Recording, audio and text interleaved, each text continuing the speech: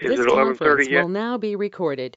Yes, it's 11:31, Director Deere. I'll call the meeting to order then.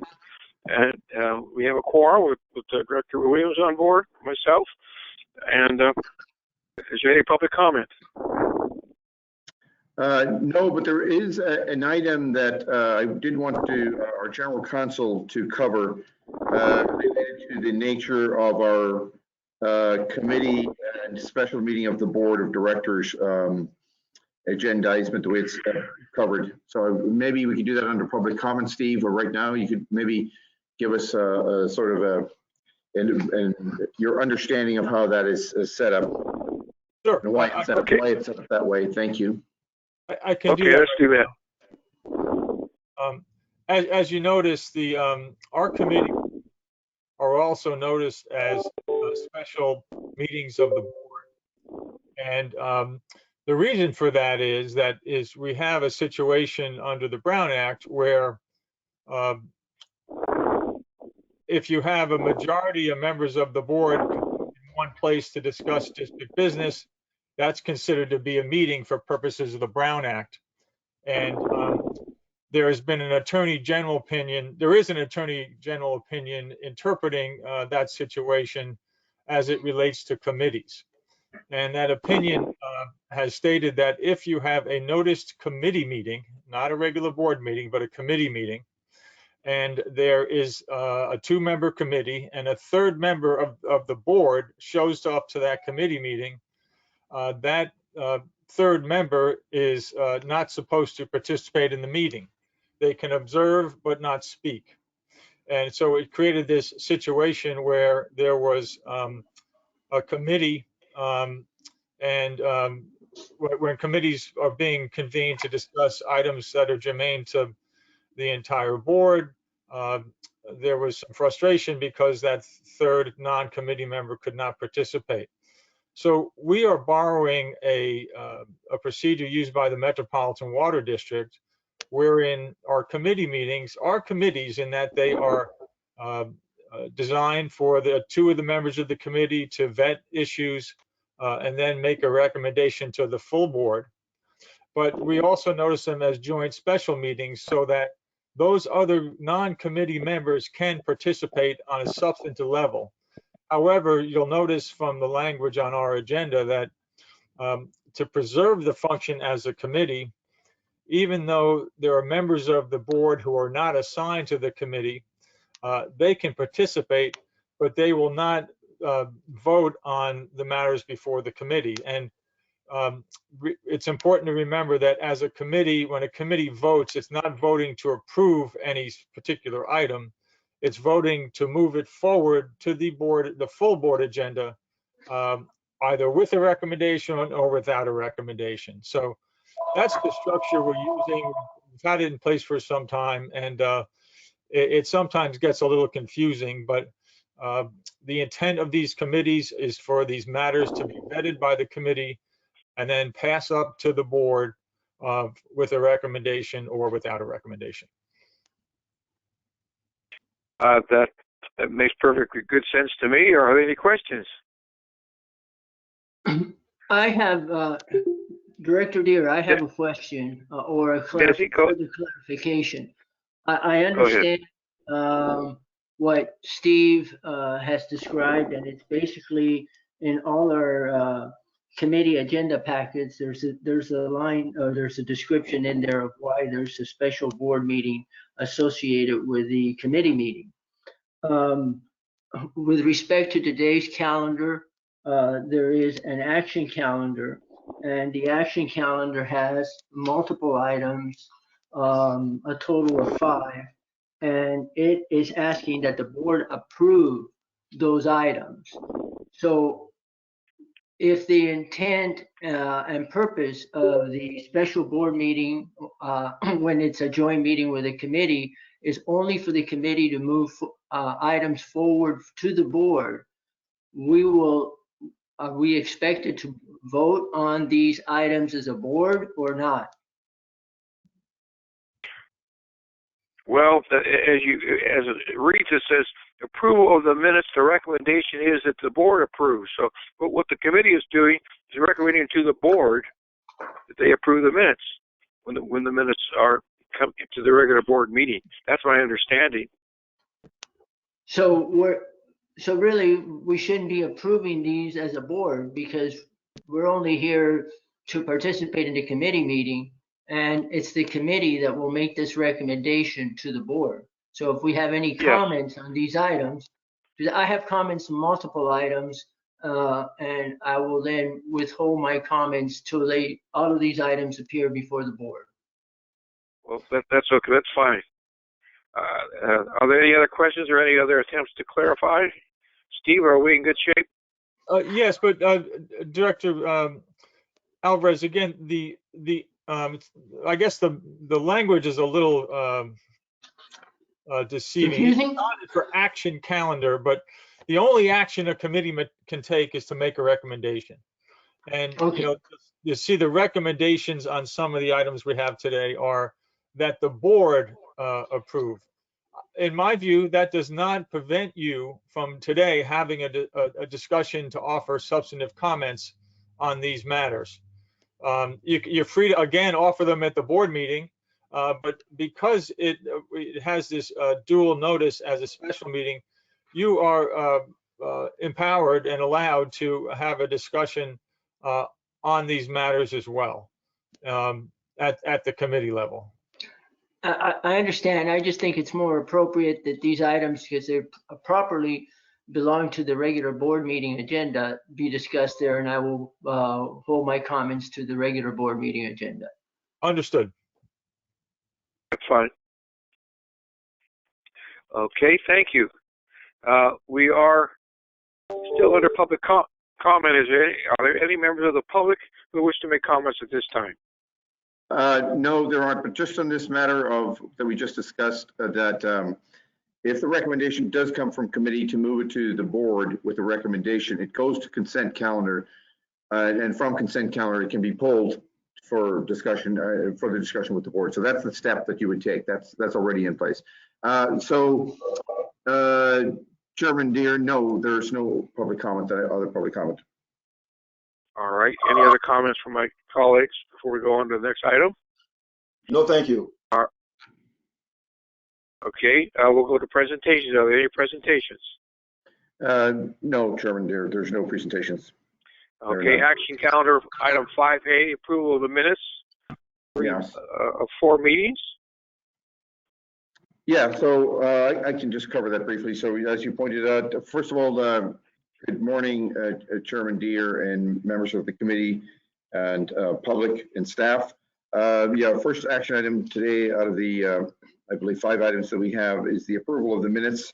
And these pertain to the January 14th, 2021 special board meeting minutes, the January 22nd, 2021 special board meeting minutes, and the regular board meeting minutes for January 25th, 2021, and the special board meeting of January 28th, 2021 special board meeting minutes. So those 4 sets of minutes for those meetings are what the recommendation is for approval of.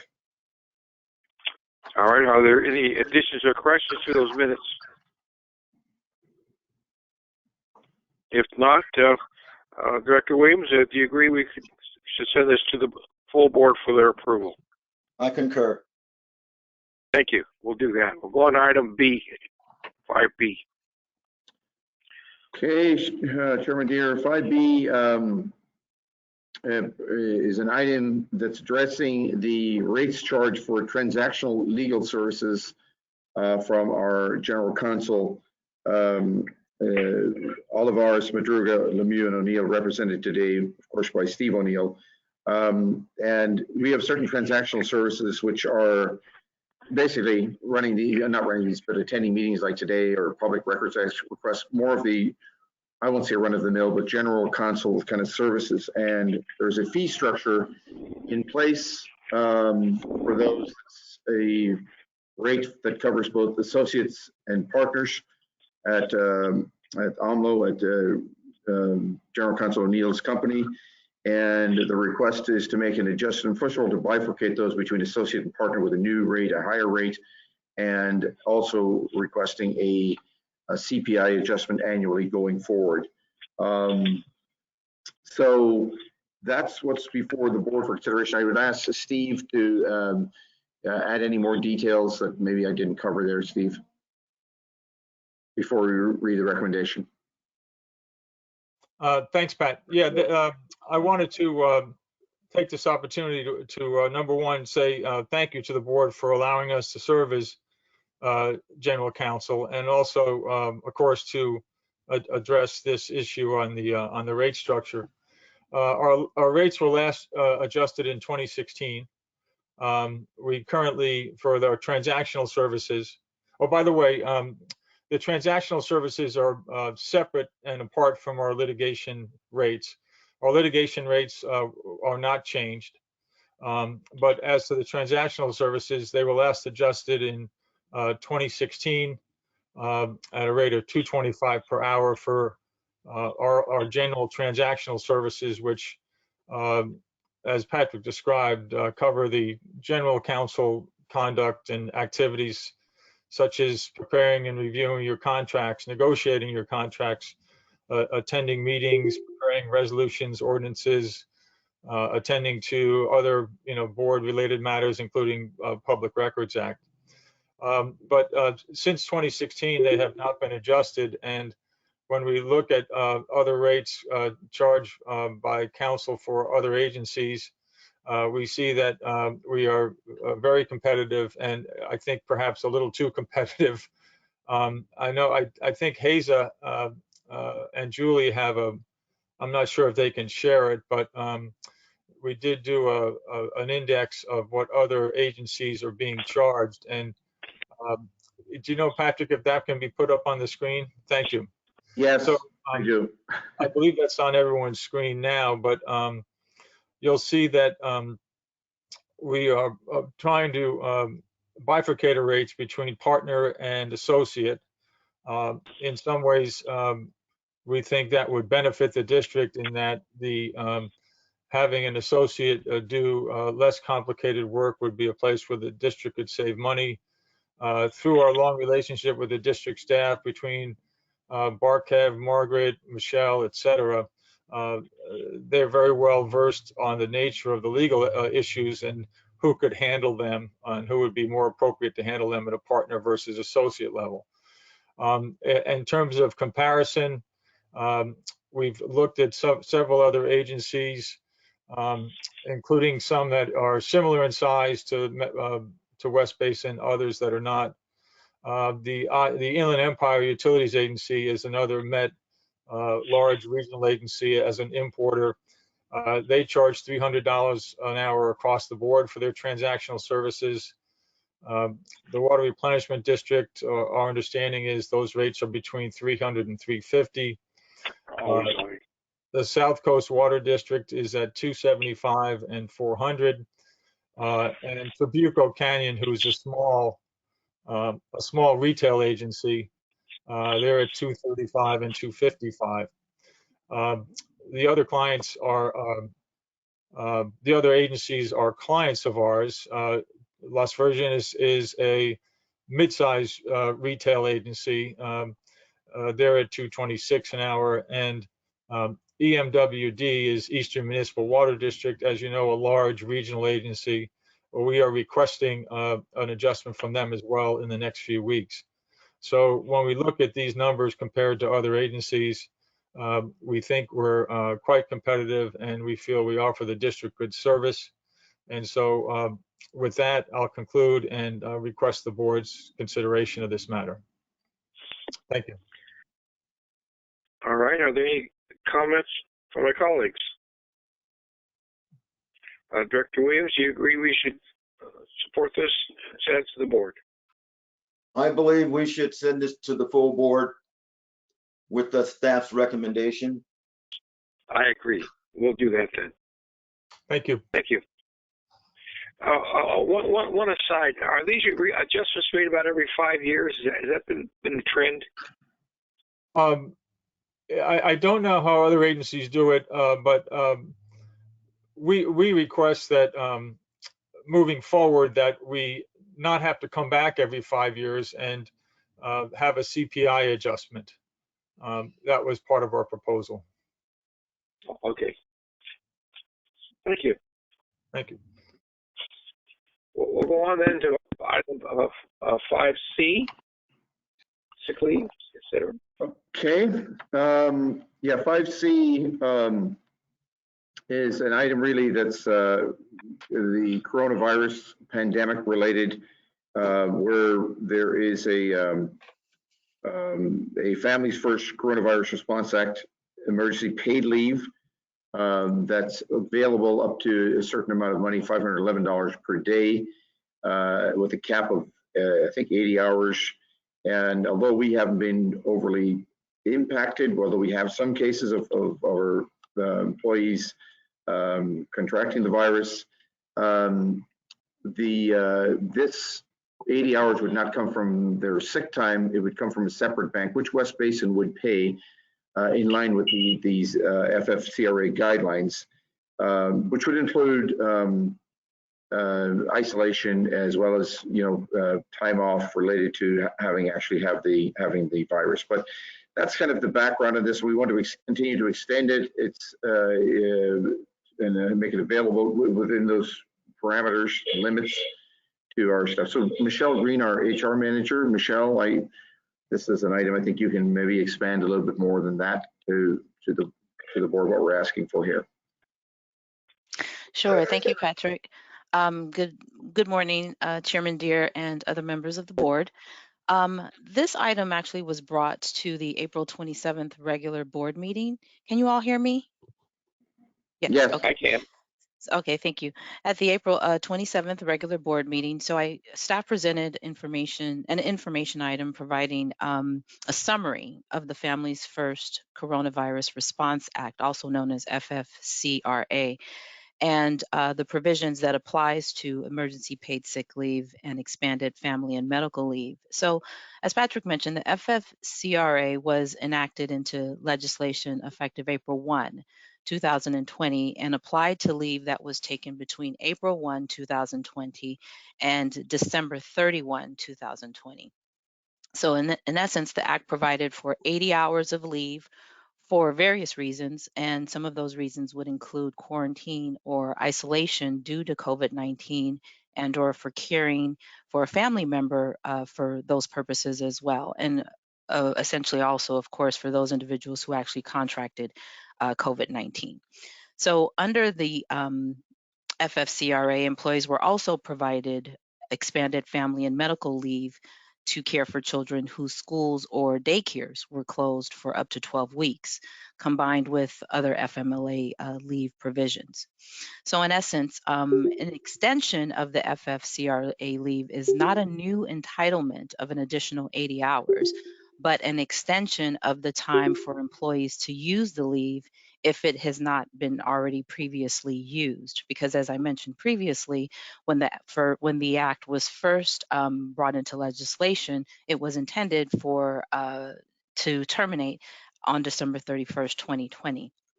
So given the expiration of these leave entitlements, West Basin has considered the impact of its staff on the safety and the impacts of it on staff and the safety in the workplace.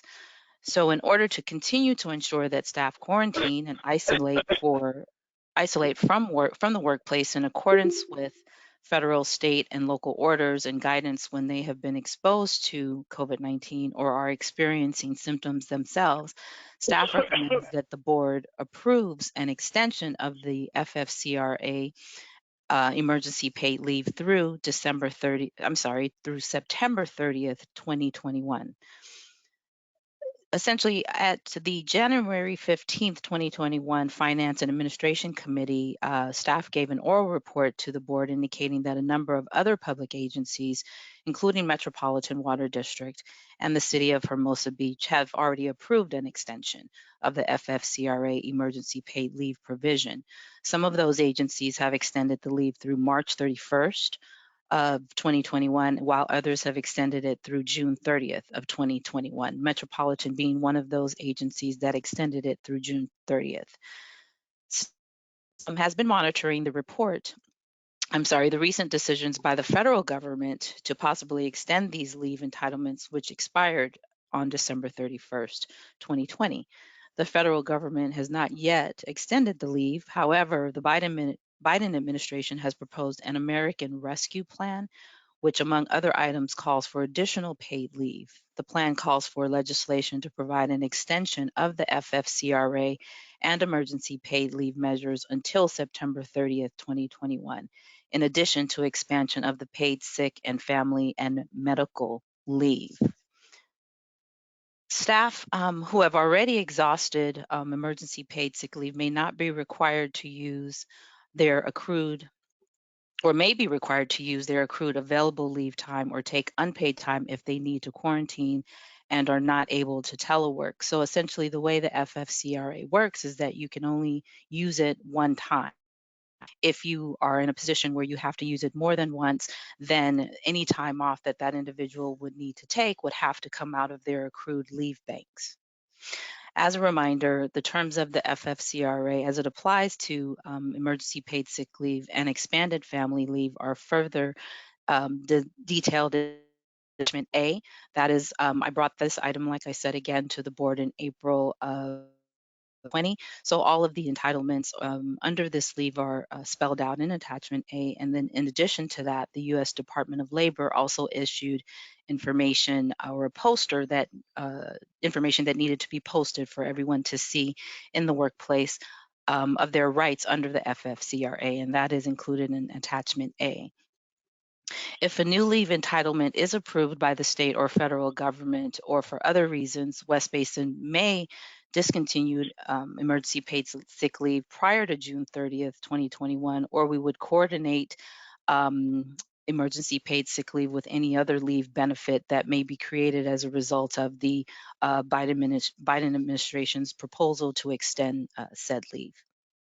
So the benefits of this item is that compliance with the FFCRA was initially required by law, and while provisions for use of the leave have since expired, West Basin is committed to ensuring extension of the act to assist those employees who may be further impacted by the need to take leave due to COVID-19. And with regard to the fiscal impact of this item, the FFCRA places a cap on the amount of pay an employee can receive under the emergency paid sick leave. Therefore, the impact is minimal to an extent. So far, we have had about 3 employees who have had the use or who have had the need to take FFCRA, which equivalates to about we have 3 employees, which has equivalated to about, I would say, roughly $12,000.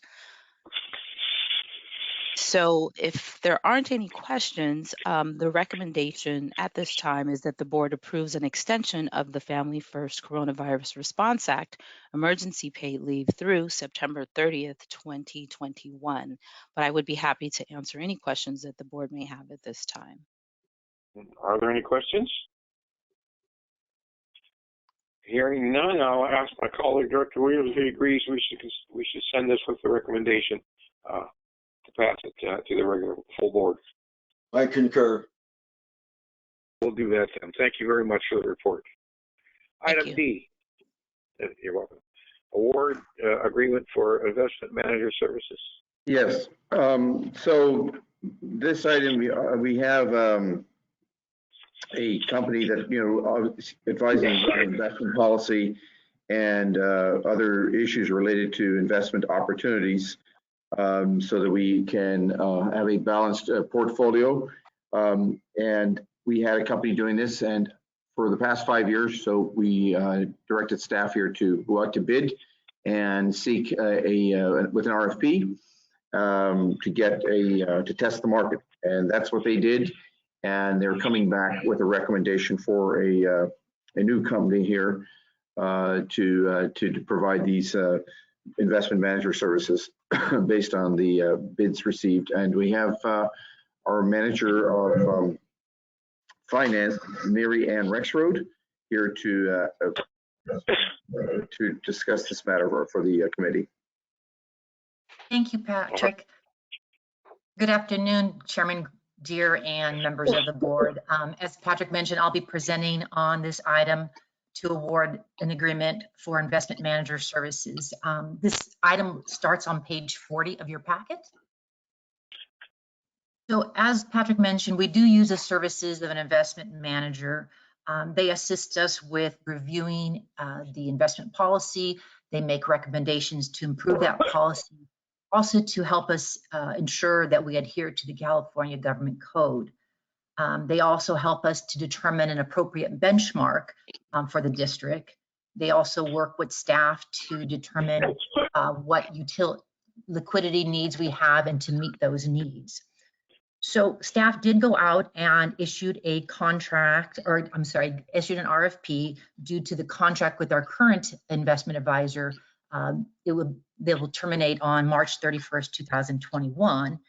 And based on that RFP, we are asking the board we're recommending that the board authorize the general manager to award a 5-year contract with Chandler Asset Management for investment management services for a total not to exceed $175,000.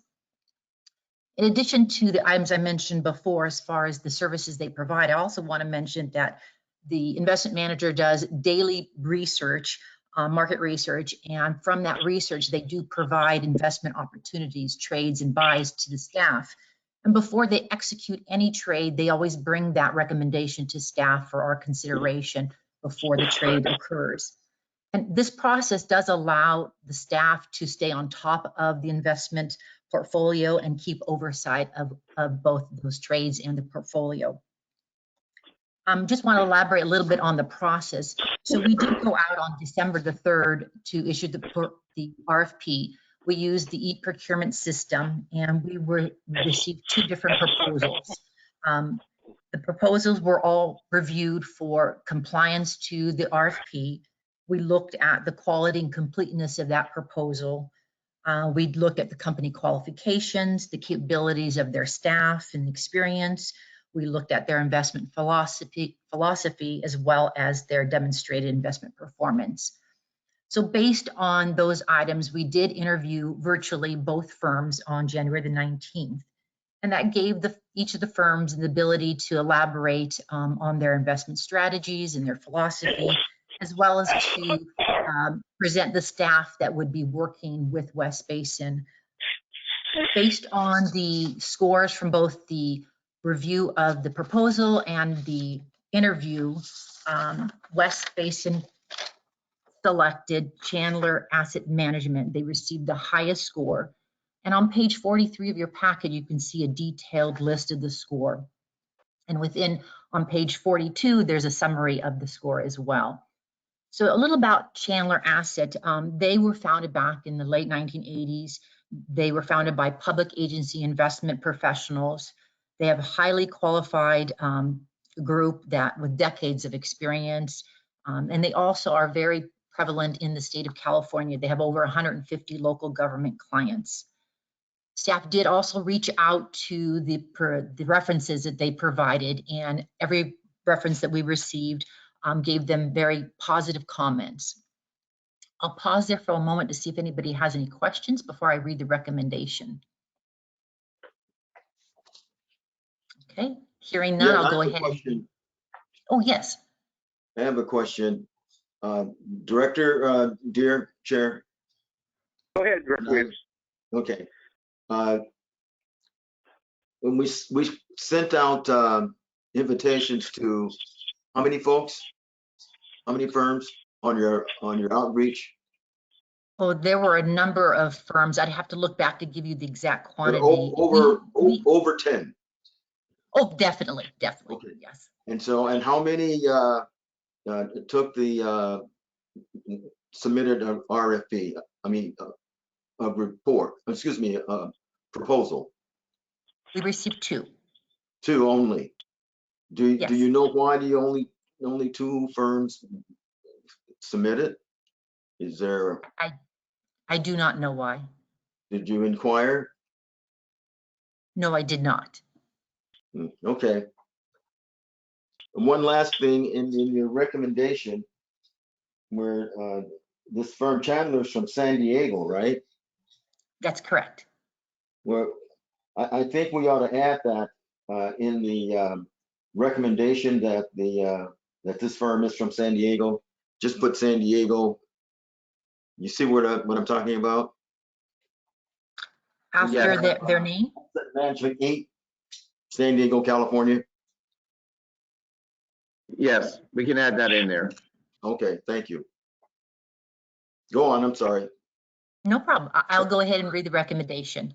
So that the board authorize the general manager to award a 5-year agreement with Chandler Asset Management, Inc. for services, or excuse me, for investment management services for a total not to exceed amount of $175,000. All right, Director Williams, you agree? Well, I think it should go to the full board for consideration with the recommendations of staff. I agree. So we'll do that then. Thank you. Thank you for the report. Item E, 5E.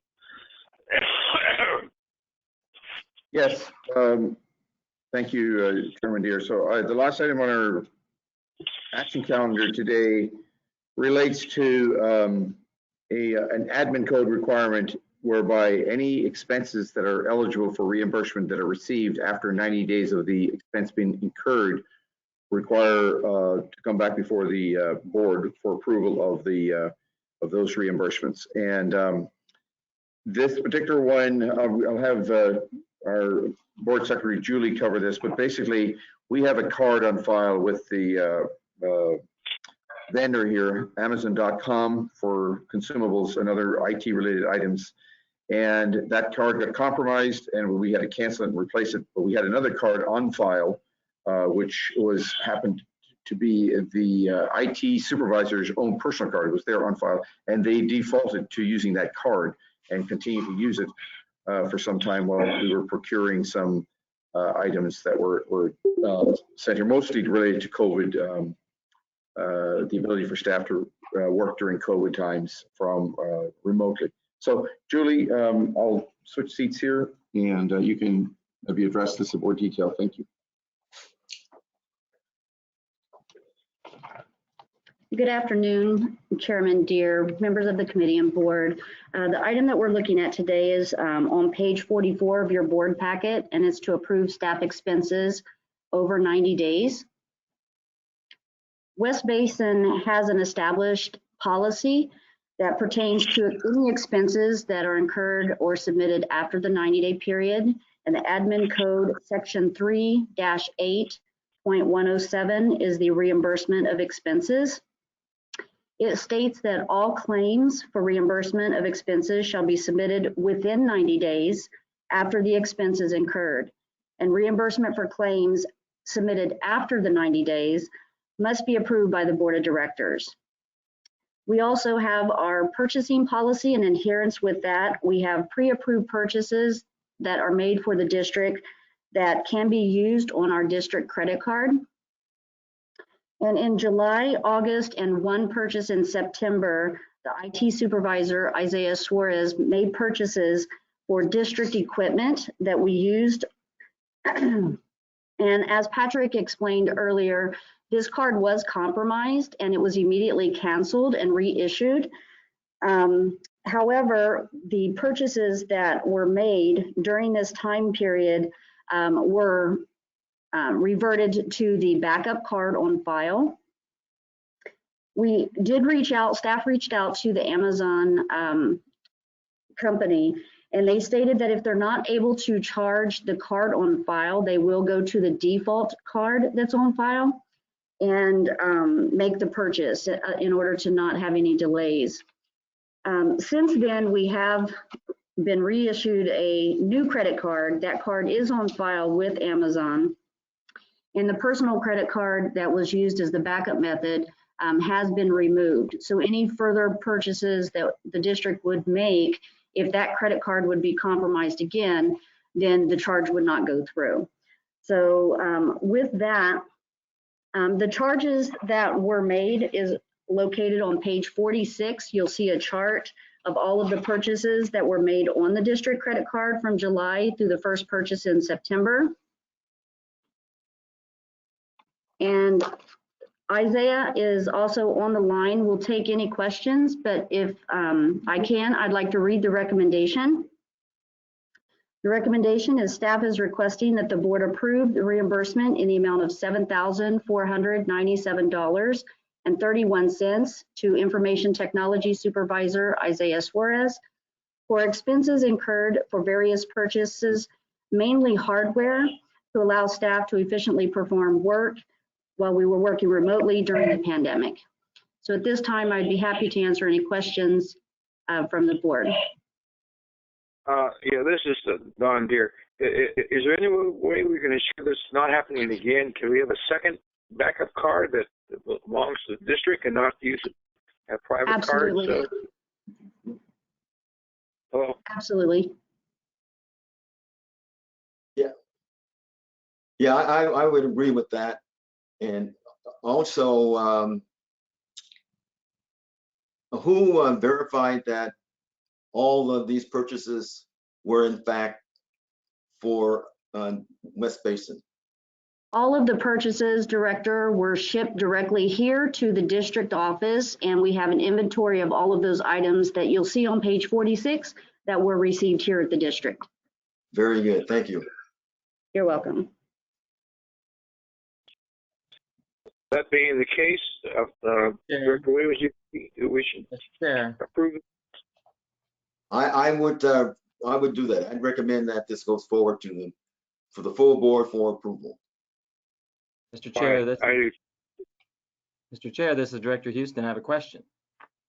Oh, I'm sorry, Director Houston, go ahead.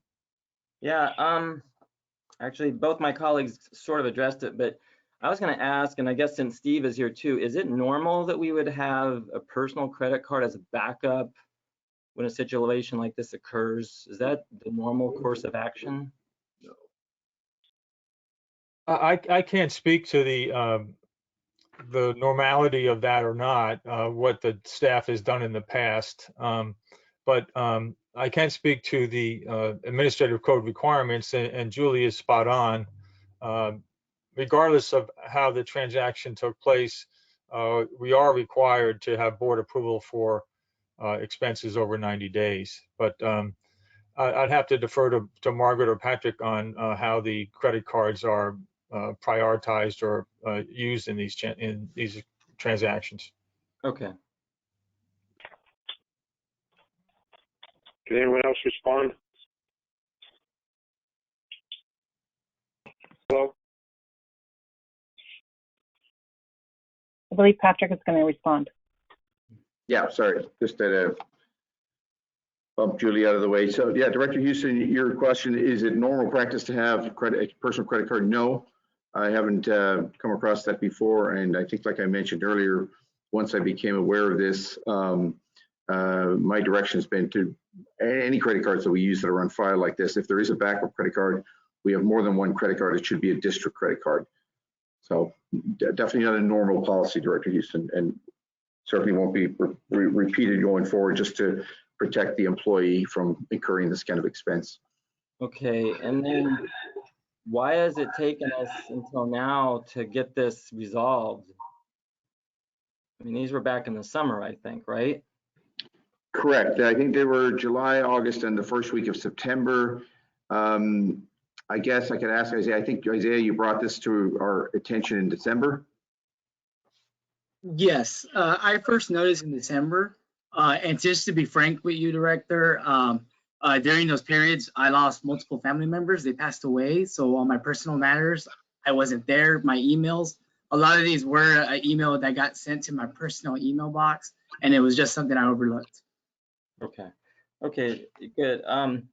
And by the way, I'm not in any way, shape, or form faulting Isaiah for this. I think that however this happened, I've never heard of such a thing. I mean, it's really just kind of ridiculous as a public agency.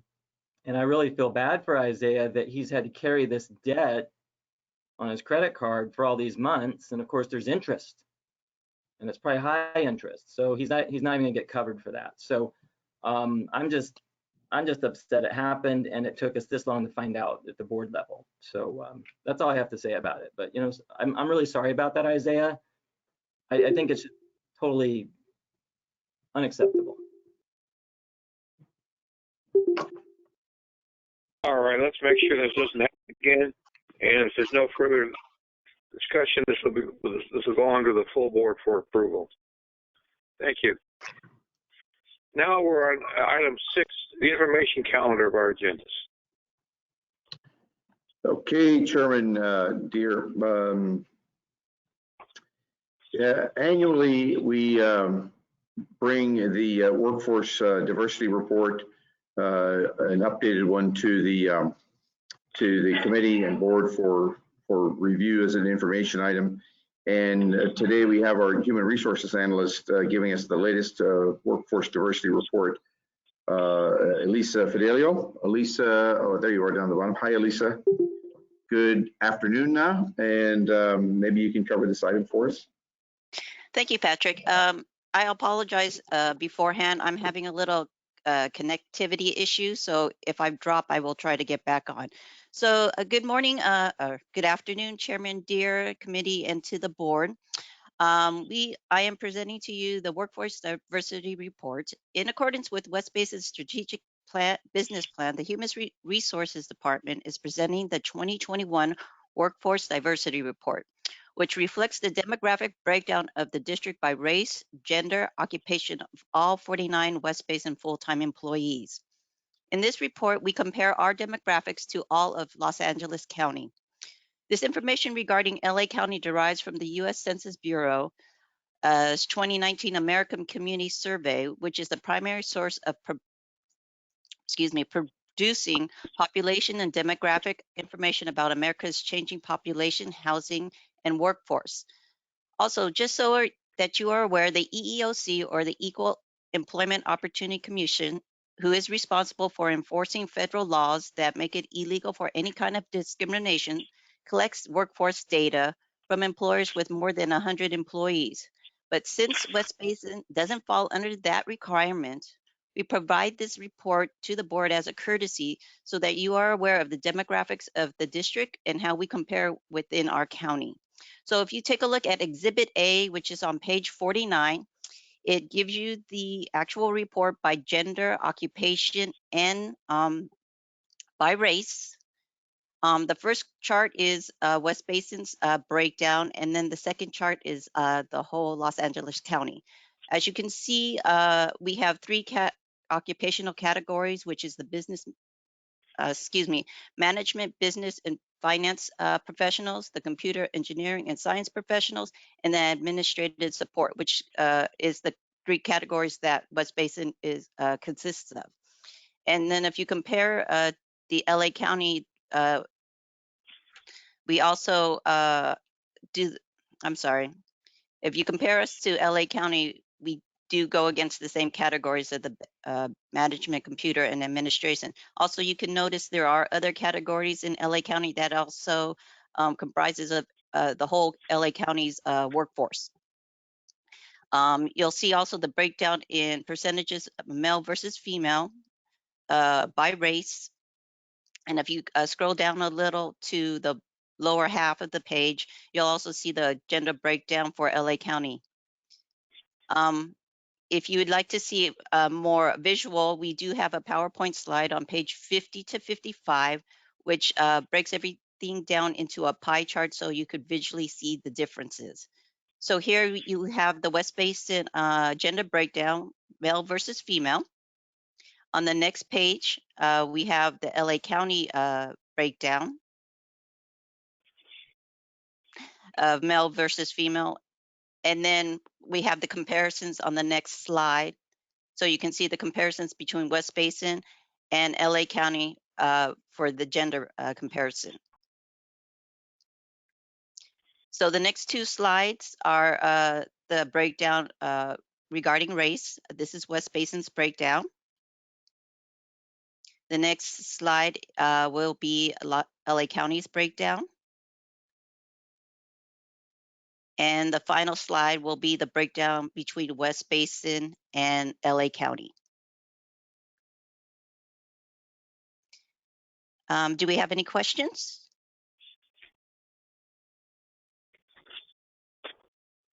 Apparently not. Thank you very much for the information. You're welcome. And we'll go on to item 6B, alternative quotes for audiovisual equipment. Yeah, thank you, Chairman Deere. So this item, I think, was discussed back in September and then again in brought back to the board and actually the board meeting, I think December 21st, where we were staff was tasked with looking at the options and the cost of adding audiovisual equipment to our boardroom and the Ed C. Little Plant and to other rooms. And I think we've probably going to whittle that down. But we were asked to go out and get, instead of the single sort of estimate that we got, we based our numbers on in December. Isaiah Suarez, who's on the call, our excellent IT supervisor, went back out to the market to get other estimates, not an RFP, mind, but just to sort of get an idea of what would be involved in terms of cost-wise to provide this equipment. And I think we were asked to bring this back to the board within 90 days. I think this is within that 90-day window to give the committee in this case an idea of what those costs are. So, Isaiah, did you want to please add more to that on this item? Yes, thank you, Patrick. Good afternoon, directors. So as Patrick described, we reached out to multiple vendors to provide alternative pricing to get an estimate of what this work would cost. Of those 5 vendors, 4 responded and 3 participated in site visits. The vendors were asked to provide estimates for the purchase and installation of the equipment. Excuse me. So the equipment and for the identified meeting areas. One vendor was unavailable on one of the days of the initial walkthrough, but will be on site this next week. Staff did request each room meet the following requirements. The first requirement was to equip each room with the ability to video record / stream a meeting, furnish the cameras that capture all participants on screen during recordings, ensure good quality acoustics, sound, including amplified audio of participants, create a visual area to support screen sharing capabilities, tie each room into the current phone system to support meetings by phone attendants, design a staging area for the equipment operator. All rooms must utilize the district's current agenda and board software, Granicus, and provide estimates on a room-by-room basis for comparison for the rooms of all companies. And then if you go ahead, we have a table listed out of the breakdown by rooms from different vendors on the following page, on page 57. Overall, based on the project, we determine if the board would like to move forward with this, or we would like to launch an RFP to see the different proposals and options. Why we did identify the requirements here, there also may be requirements that they may also be able to suggest, and we may also be able to reach a larger audience to have more people participate in providing quotes.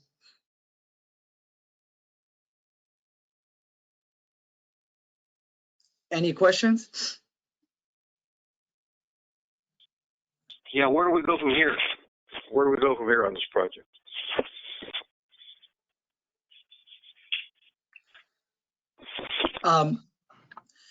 This item was informational. Our next direction would be on the board's input. Yeah, Chairman Deere, I think the next step was, well, it's to bring back, as requested by the committee, a member or board members, maybe board member, with this additional information. The next step will be further direction to get firm pricing. Of course, there would be an RFP. And I think we could price all of these locations, but I mean, if the board's direction is to focus only on the boardroom and ECL or something else, that would be good to know before issuing an RFP, if that's what the board desires.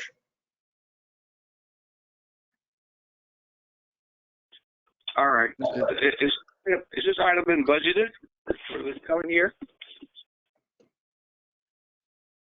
Margaret, I don't think it was quite anticipated, but Margaret, do you want to address that question in terms of it being budgeted?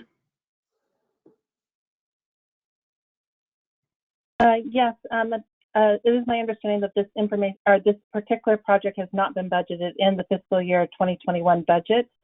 So if this is something that the board needs to do or would like to proceed forward with, we would need to amend the budget to incorporate that, or and/or if this is a project that will be into the 21-22 fiscal year, we can be ensured to include those dollars at that time. I see. Mr. Director Chair, Deere, this is Desi. I do have one comment, and that is that as you move forward with preparing a RFP, it should be only for the Ed C. Little facility, and I think that is a better place to hold these meetings. Are you talking about the board meeting? Yes, sir. That's a whole nother subject.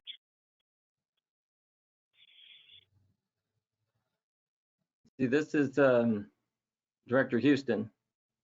Go ahead, Director Houston. Sure.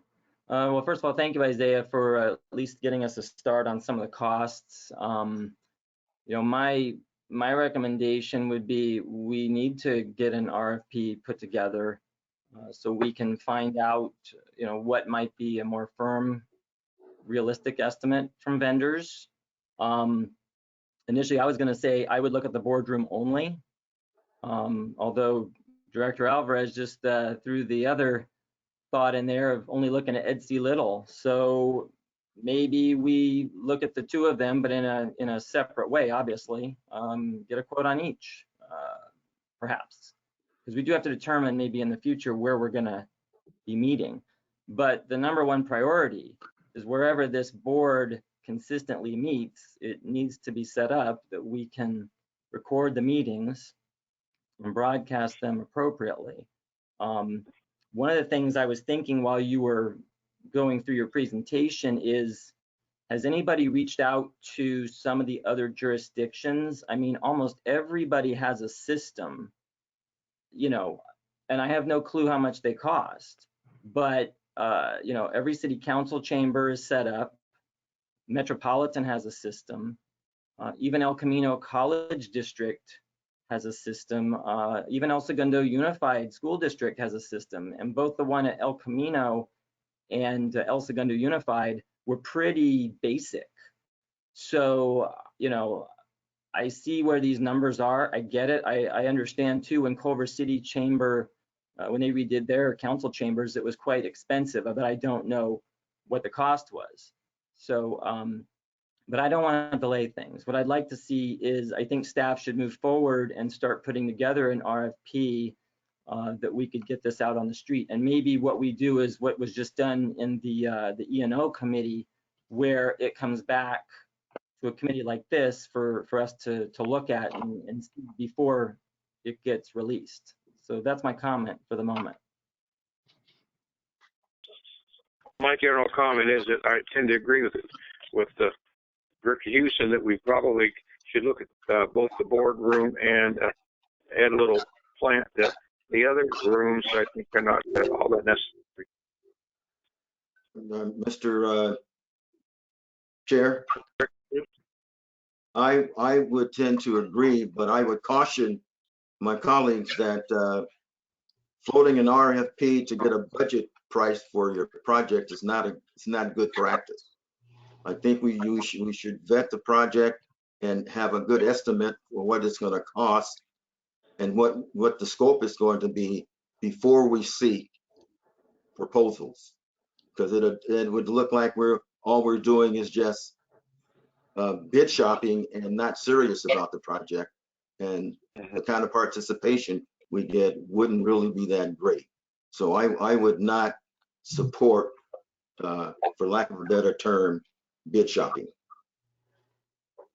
Okay. Mr. Chair, this is Director Gray. Go ahead, Director Gray. Hi. Uh, First of all, thanks for the presentation. And I was just reading through the board letter. I thought this item was brought back because we had the discussion regarding the different locations to update our equipment. And so that information was brought back to us and we see this.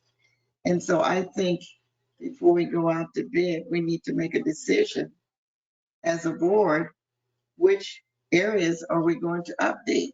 I mean, I heard Director Alvarez mention Etsy Little. We've talked about the boardroom, which is obvious, something we have to update, but there are other rooms that are listed in this letter. And staff has already gotten some estimate as in terms of the cost. So I think the first decision would be which locations are we going to update? And once the board makes that decision, then we can enter into an RFP or RFQ, whatever. But I think the board needs to decide which locations are we going to update. Thank you. Good point. Any other comments at this time? Well, this is Director Houston. I think what the committee and at least all of us here present just said was that we'd look at the boardroom and the Ed C. Little water recycling facility. The other three rooms seem to have been dropped off the table. And I agree. I don't think we have a reason to put any equipment in those rooms. And by the way, there is no equipment in any of these facilities at this moment. So it's not even an upgrade. This is all new. But I think it's pretty clear that we're talking about the boardroom and the Ed C. Little water recycling facility. But what I would say is, and I'm not advocating bid shopping, but that would be maybe staff can do a little more research. But when they put together a, start the process of the RFP, I think that it would be good if we could see that scope of work, so we're all very clear on what we're trying to accomplish. Mr. Chair, if I may, if Director Houston is finished. Go ahead, Director Gray. I have not been convinced those are the only two locations. I'd like to hear why we should or should not update the equipment in those other rooms. So Director Houston, I don't think the majority of the board has agreed on that. I have not heard that. So again, I think we need to make that decision. So if that's what we're trying to do today, then we should do that. If not, then, again, that decision has to be made. So my question to staff is that what is the advantage or disadvantage of not updating the three other rooms, the Sierra, the River, and the Delta, and just focusing on boardroom at Sea Little? Yeah, well, Isaiah, I see wants to take a first shot at this. Yes. Hi. Thanks, So for my recommendation would not to be update the smaller rooms due to the fact of the capacity limits. Sierra rooms, I believe it holds up to 20 people, if I remember the max amount of individuals. So for the other two conference rooms, like the boardroom and the ECL conference room, the coastal conference room, it's a larger area. The equipment will have a longer lasting lifespan compared to our smaller rooms where they do get use. However, the return on investment may not be there to justify this cost in the long term. So staff's recommendation would be to consider updating the boardroom in an Etsy Little facility. Is that staff's recommendation? Yeah, Yes. that's correct. Okay. Thank you, Isaiah. And this Okay, is Director so- Houston, Mr. Chair. You should go ahead. Okay, just really quick, and I agree with staff's recommendation. And also, when we first discussed this, we had talked about potentially maybe having some sort of a portable camera or a portable piece of equipment. So on the very rare occasion when you need to hold a meeting in one of those other rooms and we would want to record that, we could do it. So that may be completely separate than this proposal we're talking about now, but I believe that would be a good way to look at that option on separately. Right, Isaiah? I mean, isn't that an option? Yes. In my experience, I have seen meetings recorded with a cell phone, and those are usually worst case scenario. But direction would be on the scope of the work and the requirements of the board. However, we believe we could come up with a solution. Sure, good. Because I mean, really, at the end of the day, people are recording public meetings with cell phones sitting on a tripod, you know, if you want to get that simple. But back to, you know, the matter at hand. So I agree with looking at the two major rooms that we normally conduct business in. So, but thank you, staff, and thank you for the recommendation. I think that's pretty well clear. If there are no other comments, it'll go to the full board for further discussion, obviously. Thank you very much. Item C, second quarter budget to actual results. Yeah, this is the budget to actuals for the first half of the fiscal year. So from July 1 through December 31st of this current fiscal year. And we do have, I think this item is on page 58, by the way, just for reference. It starts on page 58. We do have a rather rosy picture for the first 6 months, and where our overall net revenues are in very good shape. But for the details on how that transpired for, again, the first 6 months, our Manager of Finance, Marianne Rexroad, is going to cover this item for us. Welcome back, Marianne. Thank you, Patrick. Good afternoon again, board members. As Patrick mentioned, this is the results for the first 6 months of the fiscal year 2020-2021. If I could ask you to please turn to page 60, we can get into some of the details of the actual results as compared to the budget. All right, so starting at actually, I'm going to start at the bottom and work my way up. So if you look all the way down towards the bottom of the page, you'll see net revenues. And those net revenues for the first 6 months on the actual basis was just over $12 million. And that compares to a budget of $7.4 million. So we had a positive variance of almost $4.6 million. So to explain that variance, I want to move back up to the top of the page under operating revenues. You'll see under operating revenues, we have a number of line items, and the first one being the imported water sales. And you'll see in the column where it says variance, we had about $2.6 million variance in our water sales. And that was primarily due to our retail sales during the past 6 months being about 1,800 acre feet more than what we budgeted.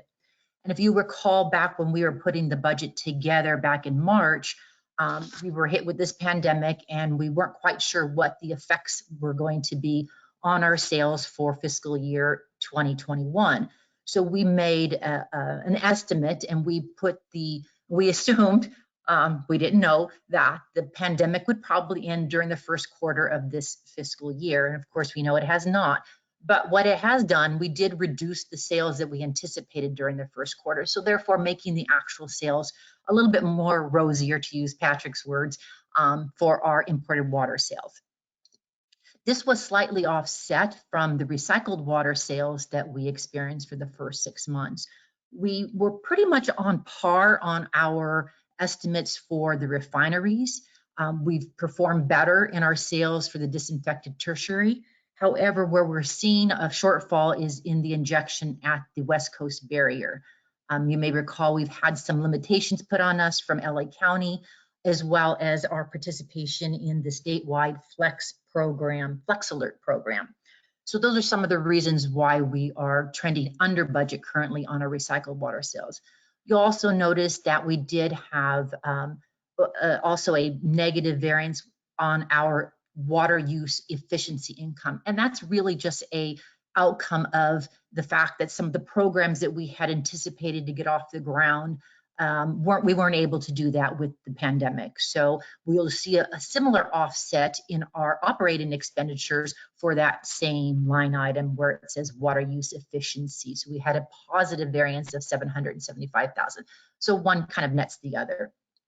Moving down into the operating expenditures, you'll see the total there. We had about 92.9 million of operating expenditures as compared to 96.4 million. So that was a positive variance of 3.5, meaning we spent less than we anticipated. A couple of reasons for that, as I mentioned, with the recycling operations, by selling less water, we haven't spent as much, let's say, on some of our variable costs, like not utilities, I'm sorry, chemicals. We also found that we had savings for numerous reasons with our contract operators. We also had some savings in our professional services. This is for the first 6 months, so those things could change as we move forward, depending on how we utilize those services. But that was offset because we did have more sales in our retail imported water. So you'll see there's a negative variance of 1.9, almost $2 million. And that's because we had to pay MET for those water purchases. And I'll just highlight one other item there. You'll see under the technical planning line item, we are trending under budget. And that's more of a timing issue just because we haven't had a certain contract that where the project hasn't been completed. And so the billing hasn't come in yet. So those items will work itself out. But all in all, if I can have you now move down to the bottom of the page, you'll see that what that resulted in is an overall debt coverage for the first 6 months of just over 2, so 2.03, as compared to what we had anticipated was a 1.63. I'm going to pause there to see if there's any questions. All right, that's all I have then for today. Thank you very much. All right, that's very good. Those are good numbers. Any comments from anyone? If not, thank you very much. We'll go on to the next item, which is the quarterly recycled water operating summary. Yeah, so we will have Mary Ann cover this. Really, the essence of this report is on, and really ties into what we just spoke about with a little bit more detail on page 63, where we have the quarterly recycled water operations revenue versus budget is covered in that item. But the overall operating summary, Mary Ann, if you could give us that, please. Sure. Again, if I could have you all turn to your packet on page 63, I had alluded to a few of the reasons why we were doing just under what we anticipated on our sales. And you can see in this particular worksheet, there's a breakdown of all the types of water that we sell. And so just to highlight a couple items, as I mentioned earlier, if you were to add up all the refineries, we are pretty much right on to what we budgeted. In fact, those actuals add up to about 8,960, not about, but 8,965 acre feet compared to a budget of about 8,981 for the refinery. So we were pretty spot on that. And also, as I mentioned, on the disinfected tertiary, we were trending again over budget. So that's good news. Whereas I mentioned we had a shortfall, and you could see there under the West Coast barrier, our actual sales were at 62.60 versus a budget of 71.82. So all being told, we ended up with 18,200 acre feet of actual sales for the first 6 months as compared to 18,910. So if we move down to the next page, this then shows our expenditures related to the operating of our recycling facilities. And the very bottom of that page, you'll see a total, and this is what we alluded to again into the budget, where we're at about 19.7 million in actual expenditures as compared to 21.6. So again, a positive variance, and that's mainly due for a couple of reasons. We did have less sales, as I mentioned, so that saves us on some of those variable costs, as well as you can see in our labor categories. Suez is trending lower than the budget. And of course, as I mentioned earlier, the chemicals, again, because those are variable costs, and a few other line items that we are trending under budget. So all that gave us a very good picture for this first 6 months. And that concludes my report, unless you have any questions. Any questions? If not, we thank you for another good report. Please press on to the next item. Thank you. Okay, so our next item is on the information calendar is item 6 E, this should be fairly brief. That covers our debt and swap report, the limited kind of activity we have in that arena. So Marianne, can you also cover this one for us, please? Yes, thank you, Patrick. So yes, I will be brief. If I could have you turn to page 68, I'll just want to point out that this is a summary of our overall debt obligations. And in that right-hand column, you'll see as of December 31st, 2020, we had a total outstanding balance of $232,785,000. Just one comment I'll make, you'll see in the first column of numbers, the commercial paper certificates, we had outstanding 20 million. We just recently made another draw earlier this month of 5 million. So in the next report, you'll see that number going up. Moving to the very last page of the, let's see, page 70. Again, want to point out that we are anticipating a refunding of our 2011A and 2011B bonds, which I think you've heard Margaret talk about, as well as potentially looking at the commercial paper and refunding all of those bonds. It could then hopefully we'll have some savings from that refunding, but more good details to come on that. So moving down to the next report, which is your swap report, there hasn't been any substantial change from last quarter. That can be found on page 71. This is the summary of the 2 swaps we currently have. Just one thing I'll point out at the bottom there where you see the total mark to market, the number from September was 1.3 million. That has dropped to 1.2, and we hope to see that continue as these swaps be amortized as time goes on. And that's all I have on this report, unless you have any questions.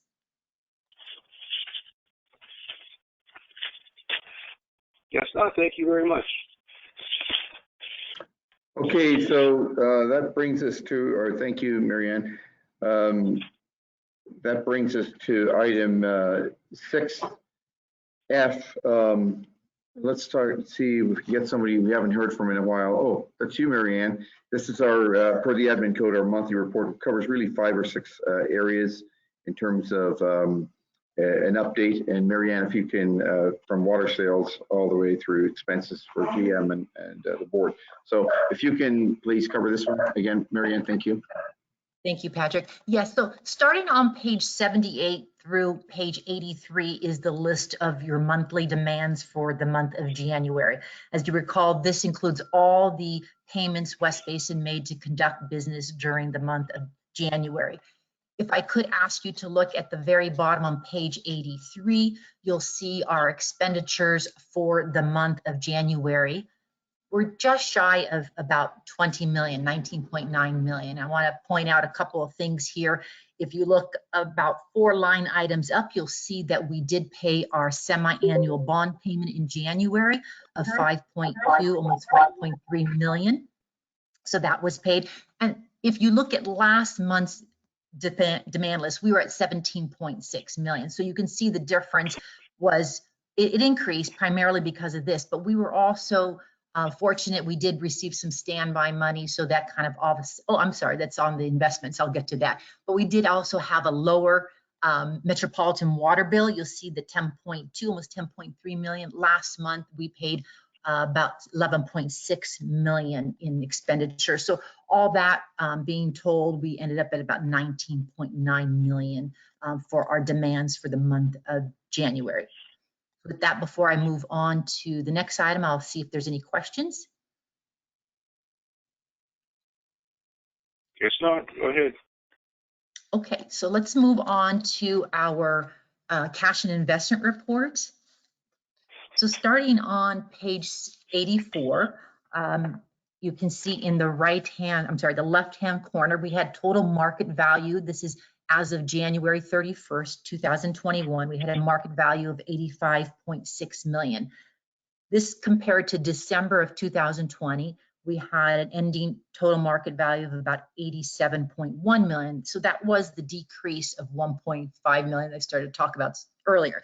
So that decrease is mainly due because we did pay that semi-annual bond payment of 5.2 million, but we were also fortunate we did receive standby money during the month of January, which then offset that. So we had a total decrease of about 1.5 million. Again, want to point out on this particular page, this gives you an overview of the district's portfolio by security type. And below that pie, you'll see the specific amounts you'll see under the market value. So moving on to the next page, page 85. So this page gives you two different graphs, and the graphs at the graph at the very top does show your credit quality as of January 31st, and the credit quality and the bottom graph will then show you your maturity distribution in years. Just want to point out, I think I've mentioned before, we are limited in how far out we can invest based on the California code. So we can invest in our operating fund no more than 5 years. So you'll see that on this chart. Moving to the next page. This page will show you our monthly transactions for the month of January, and you can see all the buys, sales, and occasionally you'll see maturities on here. We did not have maturities this month. We sold them prior to maturity. And the following pages 87 through page 90 will give you the detail of every security that the district owns. So with that, I'll just pause to see if there's any questions. All right, hearing none, we may want to move over to our water sales. Okay, so water sales are going to begin at the top of page 91. We have our imported retail, and you heard me talk about it a little bit earlier in the budget report. However, this takes our water sales through the month of January.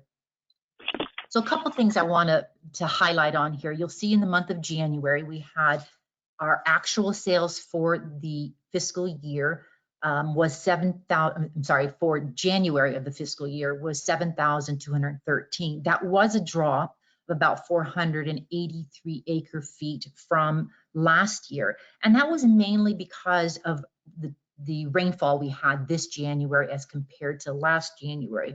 According to the LA downtown USC area, we had 2.4 inches of rainfall during the month of January 2021 as compared to January of 2020, where we had about 0.3 inches of rainfall. So quite a difference. However, I do want to point out on a year-to-date basis, we are trending above budget, as we talked about earlier, and we continue to do so. So we're at this point, as far as through January, we are about 1,787 acre feet above budget, or about 2.9%. So if we could move down to the next chart, which covers our imported barrier sales. And as a reminder, these are we inject water into the two barriers, Dominguez Gap and West Coast Barrier. With the Dominguez Gap, LA County also, LADWP also provides recycled water to that barrier, and we supply the recycled water to the West Coast Barrier. So this shows us the imported side of those injections. So you will see for the month of January, we had 555 acre feet of total injection, and that was broken down between the two barriers. We had 427 acre feet going into the Dominguez Gap and about 128 acre feet going into the West Coast Barrier. On a year-to-date basis, we are trending less than last year. However, we are trending up just right at budget, which is really important. As you recall, we don't have a lot of control on this particular sales item because, again, there is dependent on the injection of recycled water as well as the needs of the county. So if we move on to the next page, I want to highlight our recycled water sales.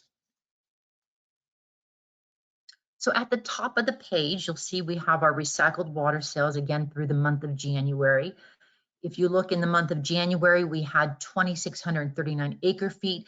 That was slightly below what we budgeted at 2,761. And I think the reasons I had mentioned to you through December are still true here. We did have a little bit lower sales in our barrier than we had hoped to have.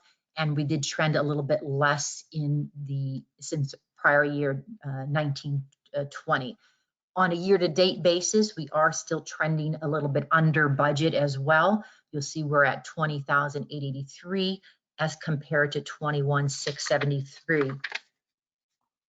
And then moving down to our desalter, well, there's not a lot to be said. We are higher than last year, so that's good, but we are less than what we budget. I believe that right now the desalter is up. I'm not quite sure what the sales projection is at this point, but we are trending at 254 through the year. So with that, that ends my report on sales. If there's any questions, I'd be happy to answer. Okay. We can move down into the next report, which starts off on page 93. This is the director's conference and travel expense. Just a couple things to highlight there. We haven't spent a lot. You can see on that far right-hand corner under total, subtotal is 3,834. Of course, we have an annual budget of about 75,000. So we do have $71,166 remaining in this budget. And moving down to the next page, this is a summary of our executive management and staff travel. Again, another good story. We've spent about $8,900 out of a budget of $150,000, so we are $141,000 under our budget. And that's all I have for today. And I'd be happy to answer any questions. Are there any questions?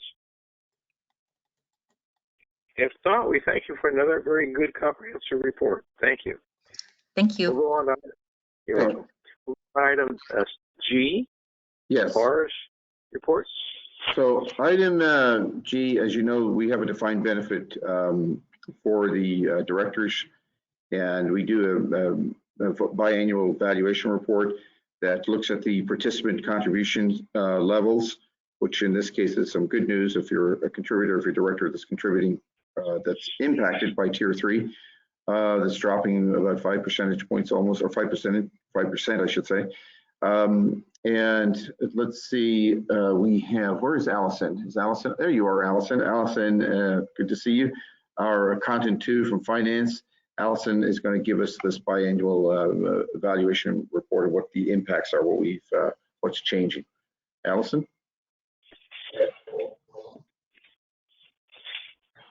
Allison, we can't hear you. You're, you look like your mic is on, but it's not coming through for some reason. Is your volume up all the way? Or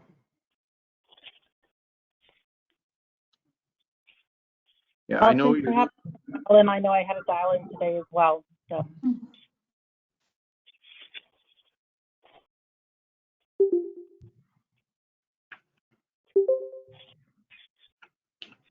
Okay, we'll let you try to. Oh, hello. There you go, Allison. Sorry about that. That was yeah. Thank you, Patrick, and good afternoon, Chairman Deere and members of the board. I'm happy to be here to be presenting on the district's Public and Agency Retirement System, also known as PARS, biannual valuation report. May I have everyone turn to page 95 of the packet if you haven't already done so. I'll be giving a brief background and summary of the report. West Basin established this plan in 2002. It is a defined benefit single employer retirement plan that provides a retirement benefit for its directors. The retirement plan is administered for West Basin through PARS to provide the retirement benefit to eligible board members that may include a pension benefit and a supplemental benefit. A brief explanation of the benefit is listed on page 95 of the packet. However, if you want a more in-depth detail, you may find that on page 116. As required by the Government Accounting Standard Board, GASB, West Basin is to update its actuarial valuation on a biannual basis, and the report provides key information about the plan's funding status, the actuarially determined contribution, and the Tier 3 employee contribution rate. The valuation is attached in the packet and it starts on page 98. There are a few things I would like to highlight on this report. First, I am happy to announce the plan is determined to be funded at 121.2% as of June 30th of 2020. Next, the valuation determines our contribution for this current fiscal year at $72,000 and $73,000 for the following fiscal year 2022. Last, the Tier 3 contribution rate will decline from 17.25% to 12.5%, effective March 1st of 2021. This will actually conclude my report. I thank you for letting me share this information with you, and I'll be happy to answer any questions.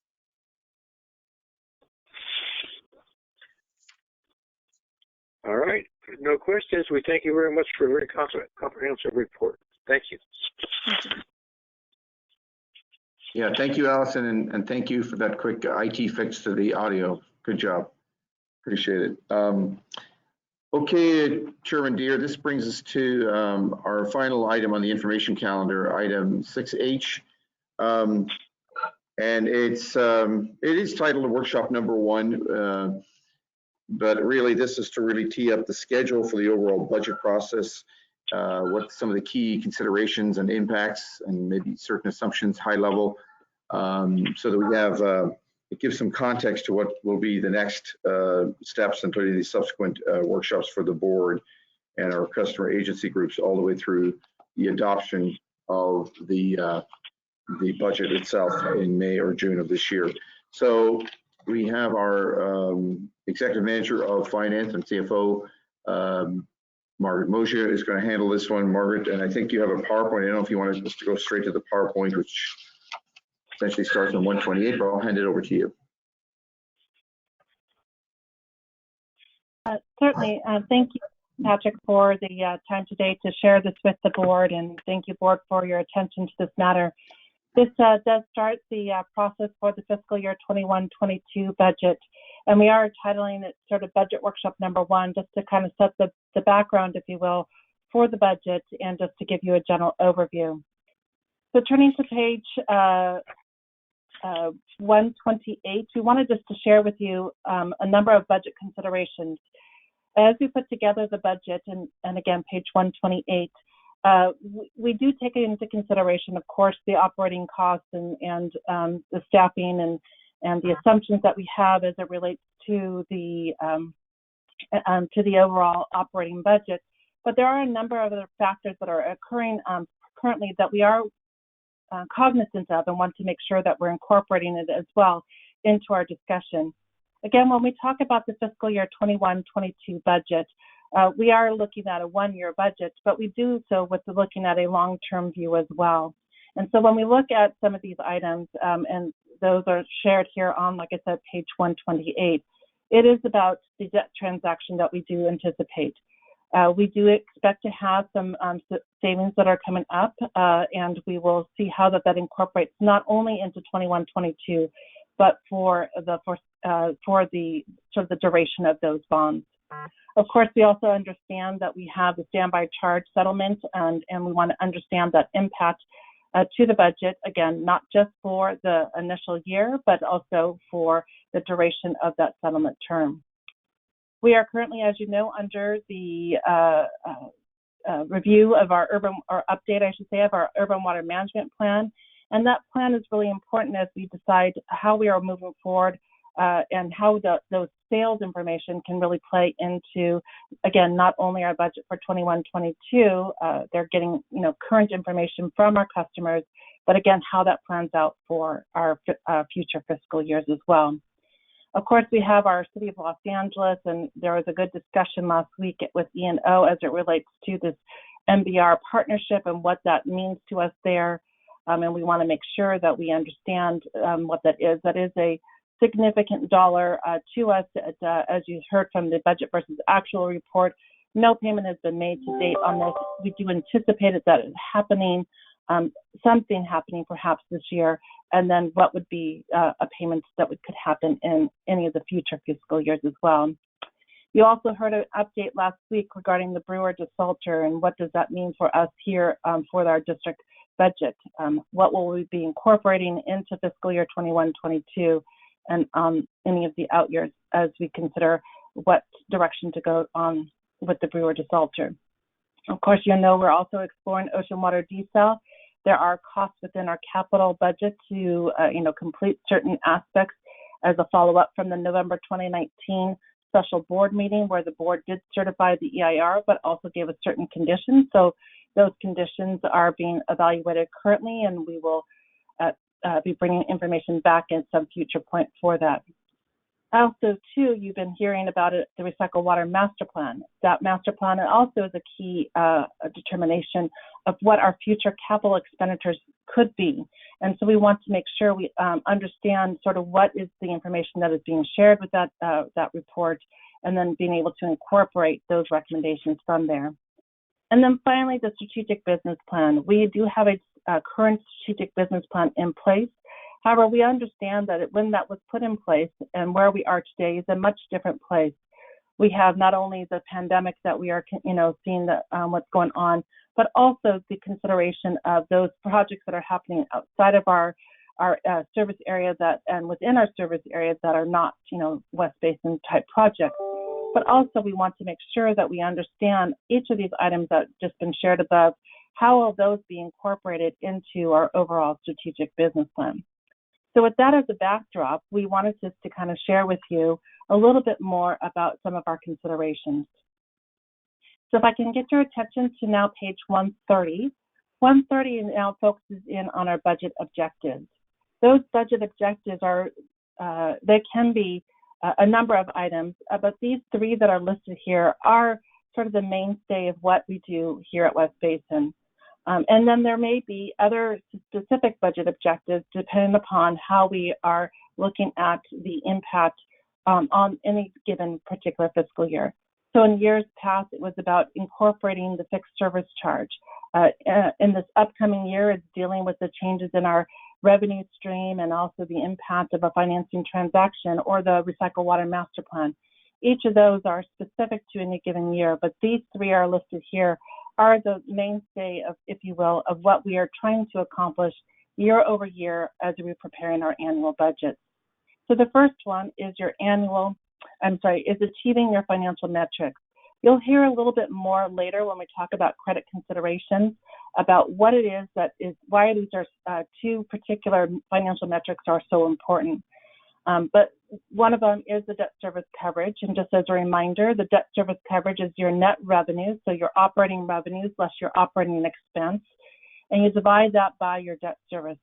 And what that number is trying to achieve is a number that says, can you pay for your debt? And then do you have enough dollars above that to be able to pay for Paygo related costs or to be able to support your designated funds? And that leads me to number two, which is your liquidity.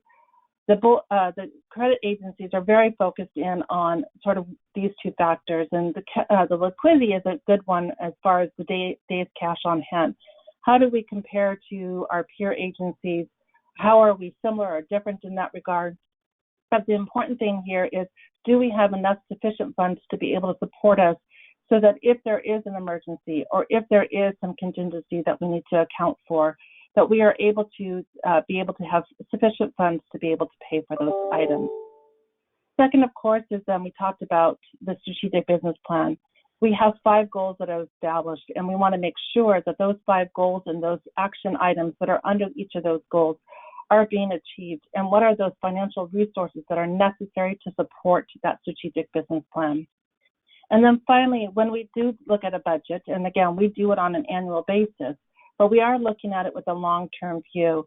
How are we making decisions today that will impact our long-term commitments, our long-term business decisions? Again, the financing transactions, the capital plan, those agreements that we have with our refineries, each of those items are looked into our financial plan. We typically show you a 5-year. We have actually extended that out so we can see what a longer-term view is, so that we can make sure that we're incorporating those impacts, again, with the changes in revenue stream and with the changes in capital expenditures. So again, moving forward, we wanted just to share this graphic with you. This graphic, it just shows you, and again, we're on page now 131, is to show you that we have this sort of tension, if you will, between these 3 items. We want to make sure that we are providing and maintaining a low rate increases, if you will. But while at the same time addressing those critical needs of our capital improvement program. one of the things that you'll see, from our current fiscal year 2021 budget, that a majority of those costs are about maintaining our existing facility. And how are we able to continue on supporting our system and how are we investing in them so that the system is there to maintain it? And we're doing both of those, trying to make sure that we also maintain that high credit rating. That high credit rating is important to us, especially in this year as we go out to our financial market and we want to be able to, sell our bonds at a low cost of borrowing. And so we currently are at a AA2 with Moody's and a AA- with S&P. We want to make sure that we are maintaining that AA status so that when we go out to the market, we can find ourselves with, again, that low cost of borrowing. My next slide here is just, again, to reiterate some of those points that's being made and just to let you know that, again, when we look at the budget, we are looking at achieving our certain credit ratings. And by looking at our rate levels, our O&M, and our CIP, a number of factors that we look at when we are taking this into consideration. And again, we do this under the lens, if you will, of our debt service coverage and our liquidity. And because we know that we have a 5-year capital plan, at least the plan that we see today that was, established a year ago when we put the budget together. And of course, as we roll out the Recycle Water Master Plan, that information will be updated. But we want to make sure that we are maintaining that strong credit rating to make sure that we have that low cost of borrowing. And just for your edification, I've included just there the definitions of what that debt service coverage calculation is, as well as the liquidity.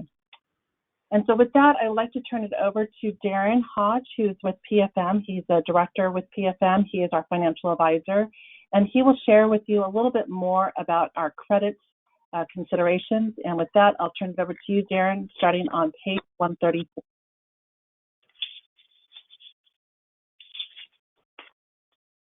Darren?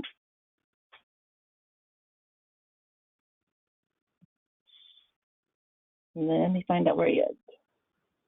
What page are we on? I see Louise on the call. Darren, are you there?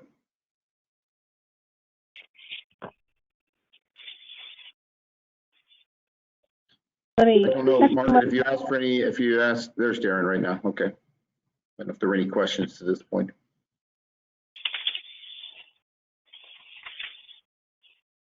Darren?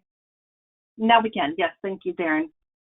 Okay, I apologize. I had dialed in, but I think I'm all right now. So thank you for the introduction, Margaret. And starting on this slide, as Margaret mentioned, what I'd like to talk about now is the importance of credit ratings for the district. And excuse me, what page are we on? I believe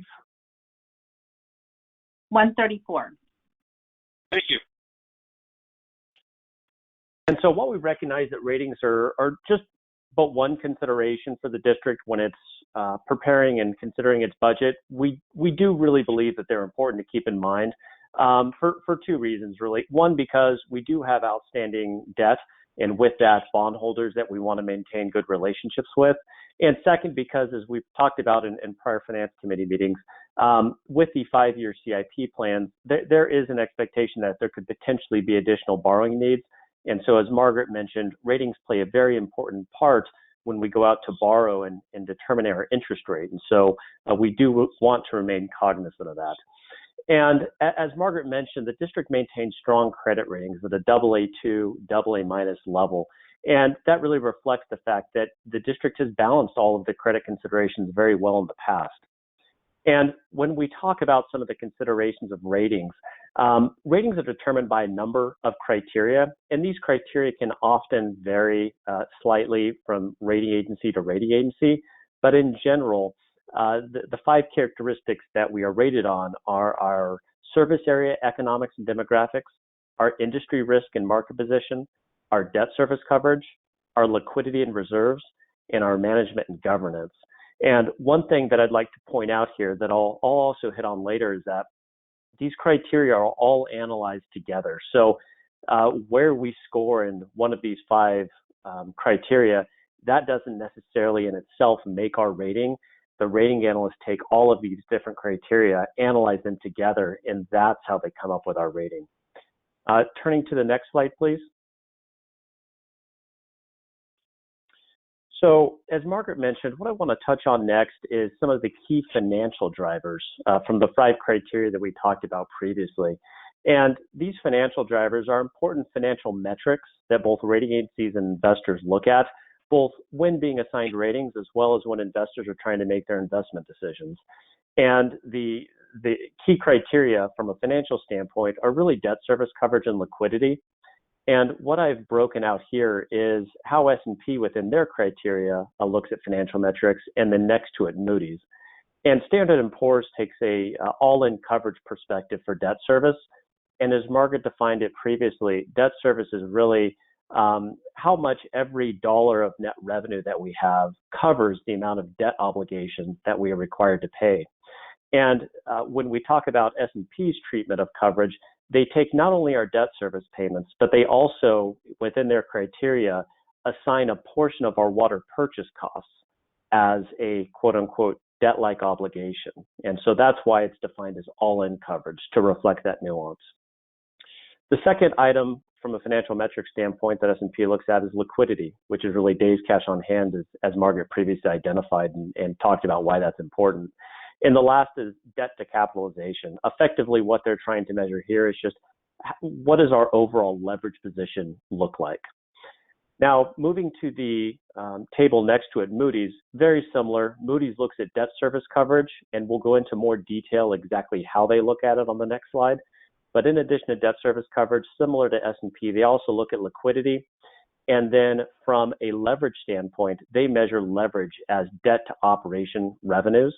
And then finally, they also look at our rate covenant, which is essentially a covenant that we make with our lenders as to at what level we will set rates every year as it pertains to our debt service obligations for that year.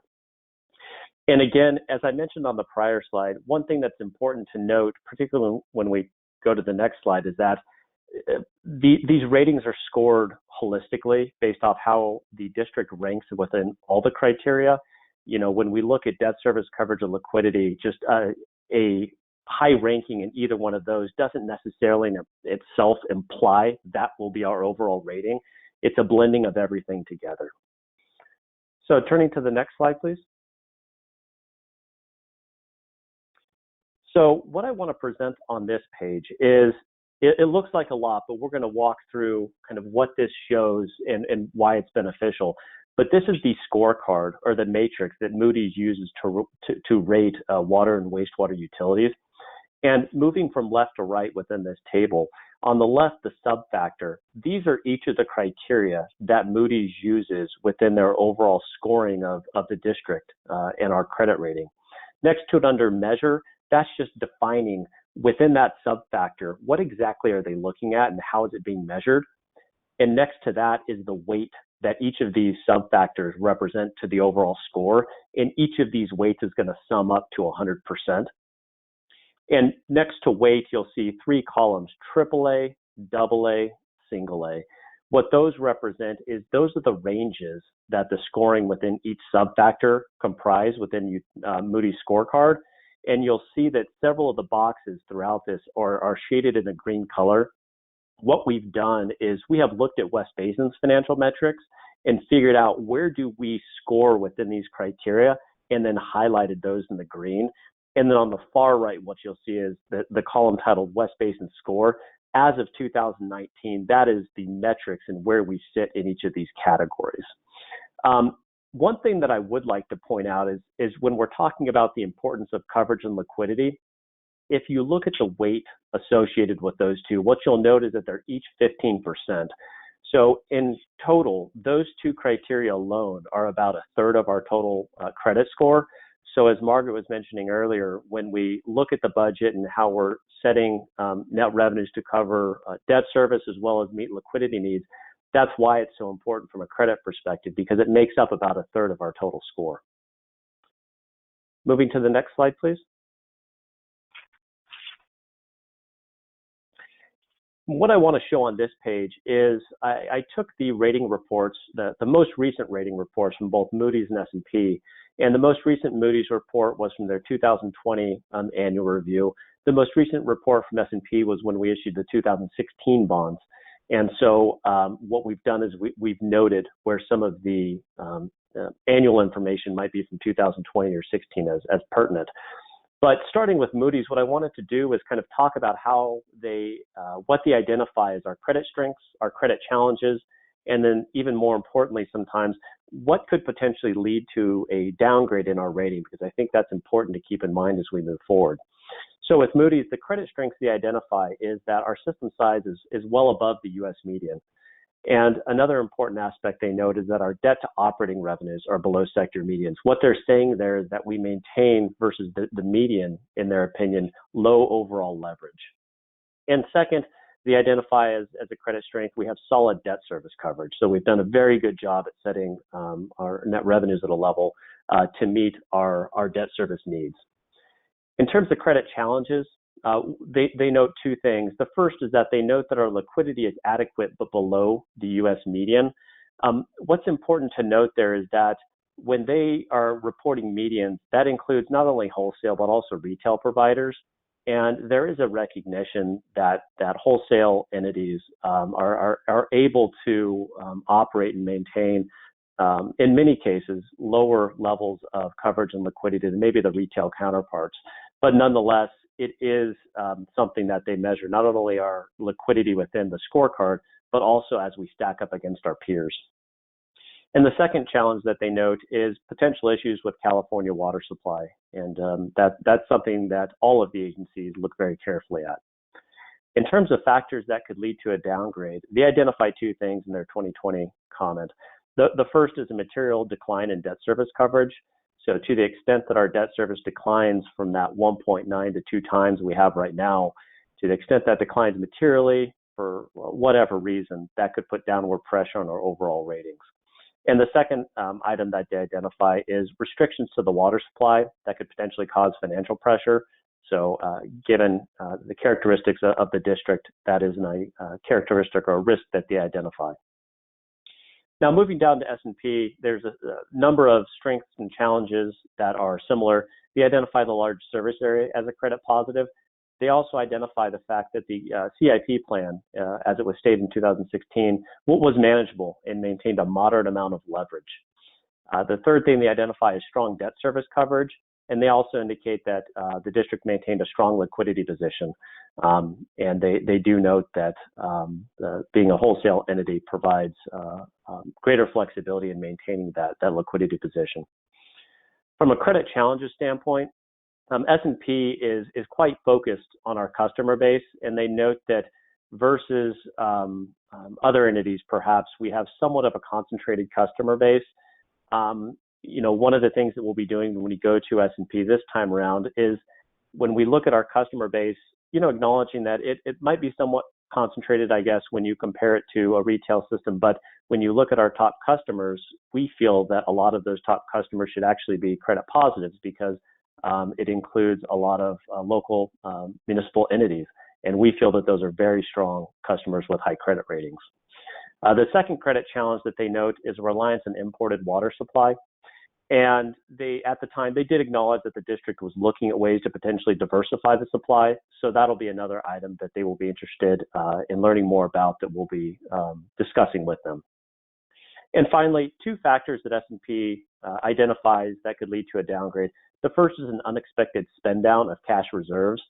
And as Margaret mentioned previously, reserves are important to allow us to be proactive in responding to hypothetical or what-if situations, as well as responding to what happened over the last year, impacts to the overall economy, potential water supply, et cetera. And then the second thing they identify as a factor that could lead to a downgrade is a significant additional leverage for future CIP projects. And given our 5-year CIP and the expected debt issuances, that, in my opinion, at this time, I think that's manageable. So I don't think that the amount of leverage we're contemplating currently within the 5-year CIP will be an issue for S&P. With that, Margaret, I'll turn it back to you.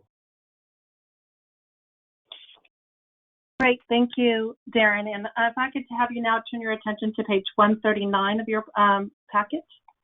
This here just provides you an overall summary of what we intend to cover over the next few months. But let me go into a little more detail on each of the following month slides. So if I could have you now go to page 140. 140 here, this is the first month, next month, March 2021, we expect to bring to you the expense components, just focusing on what it is that's there. And just to give you a sense of sort of the magnitude of, if you will, of the types of costs that we have, you can see in blue is the imported water purchases. So it's really important for us to understand what those water purchases are. As you've seen from Marianne's presentation, from a budget versus actual, you know, we're doing well, but we want to make sure that we incorporate any discussions that the water policy group is having with our customers to ensure that we are getting that number correctly. Again, this is a variable charge, and so therefore we want to make sure that we're capturing that correctly. Now, if you moved into the, I'm going to skip the red for a moment and go to the green wedge, and that green wedge is the debt service, and that is to pay for our past capital infrastructure projects. So the number here reflects sort of where our debt payments are today, or what our debt portfolio is. And as you heard us mention several times, we do intend to bring a refunding transaction to you with bond documents approval, aiming for April, so that we can then be ready to go to the market in May. And at this time, if we look at the market today, assuming that the market stays true, you know, we can see some significant savings coming from that, which then will be very helpful for us as we need to manage any future sort of capital expenditures on an ongoing basis. The next wedge over, the purple wedge, represents our designated funds. And again, that designated funds is really just the difference between taking your operating revenues less your operating expenses and less your debt service. And that balance there is what we refer to as the Paygo money. So what projects are we going to be funding with Paygo funds in order to do so? So again, we're going to find, you know, external sources if we can. If we can't find it from there, then we're going to use our own cash. And if we're not going to have enough Paygo funds related to those things, then we're going to find out what can we debt service. And again, we want to try to match, if you will, that debt service to those useful lives of that of our capital costs. And then finally, the last two wedges, that red wedge, which is our recycled water system, and then all of the other programs there, from water policy, conservation, our desalter at this time, as well as our public information, our overhead costs. All of those are, you know, in those remaining two wedges. So with that, that's our intent, is to share with you not only those items, but of course our staffing as well for the next month. So if I can turn your now attention to page 141. This will now focus in on the revenue component. So we would intend to bring that information to you in April. And we decided to break it down so that we can really focus in on the expenses in 1 month and then the revenues in the following month. Our revenues are really comprised of three components. One is that variable revenues.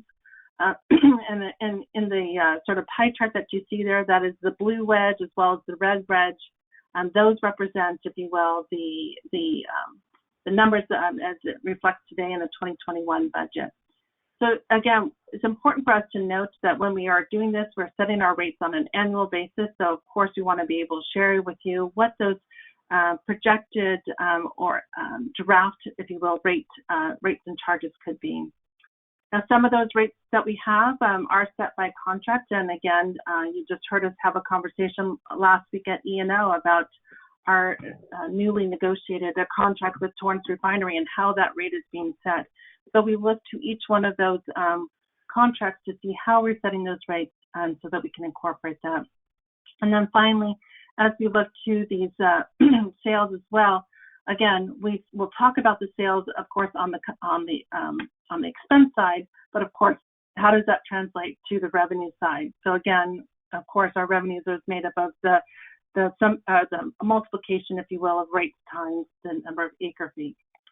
We also have three fixed revenues that we are accounting for. That is the standby charge, the fixed capital payments. Those again are set by an agreement with our usually our refinery customers, And then our fixed service charge, which is a relatively new charge to us. We're in our third year of its implementation. Each of those, we will monitor sort of where it is. The standby charge, of course, incorporating that change in revenue stream from that settlement is considered. As the fixed capital payments are set by the agreements, and as those agreements are sort of come to fruition, what will the likelihood of those costs being able to continue forward and even continue forward, but at what rate? And then finally, while not a significant number, also important to us is really understanding the interest income that we have from that is earned from our designated funds, as well as those conservation grants and incentives that use to offset some of those programmatic costs. So turning our attention now to page 142, which is the Customer Agency Workshop. This year, again, where we intend to share now this information directly with our customers.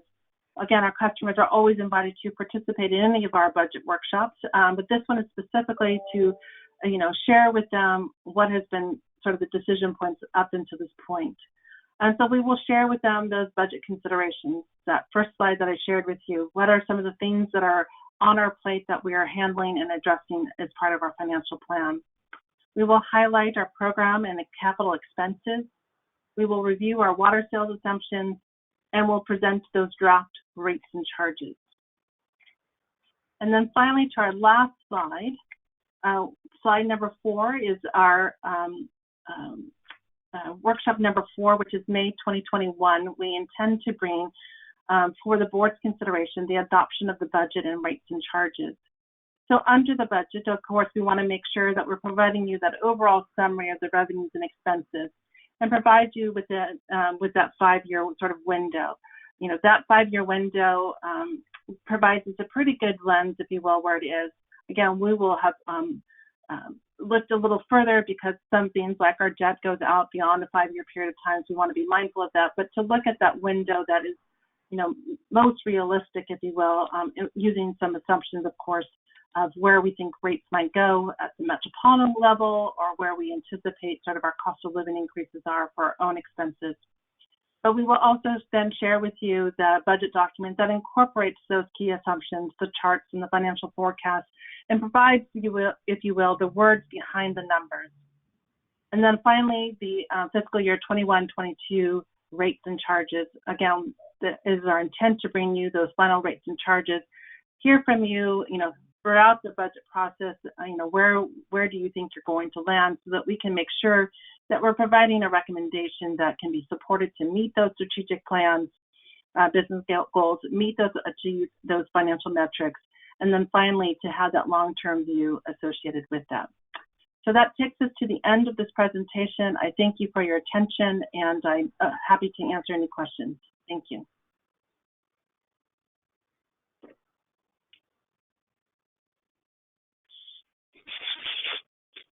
Well, it's a good report. Probably no questions.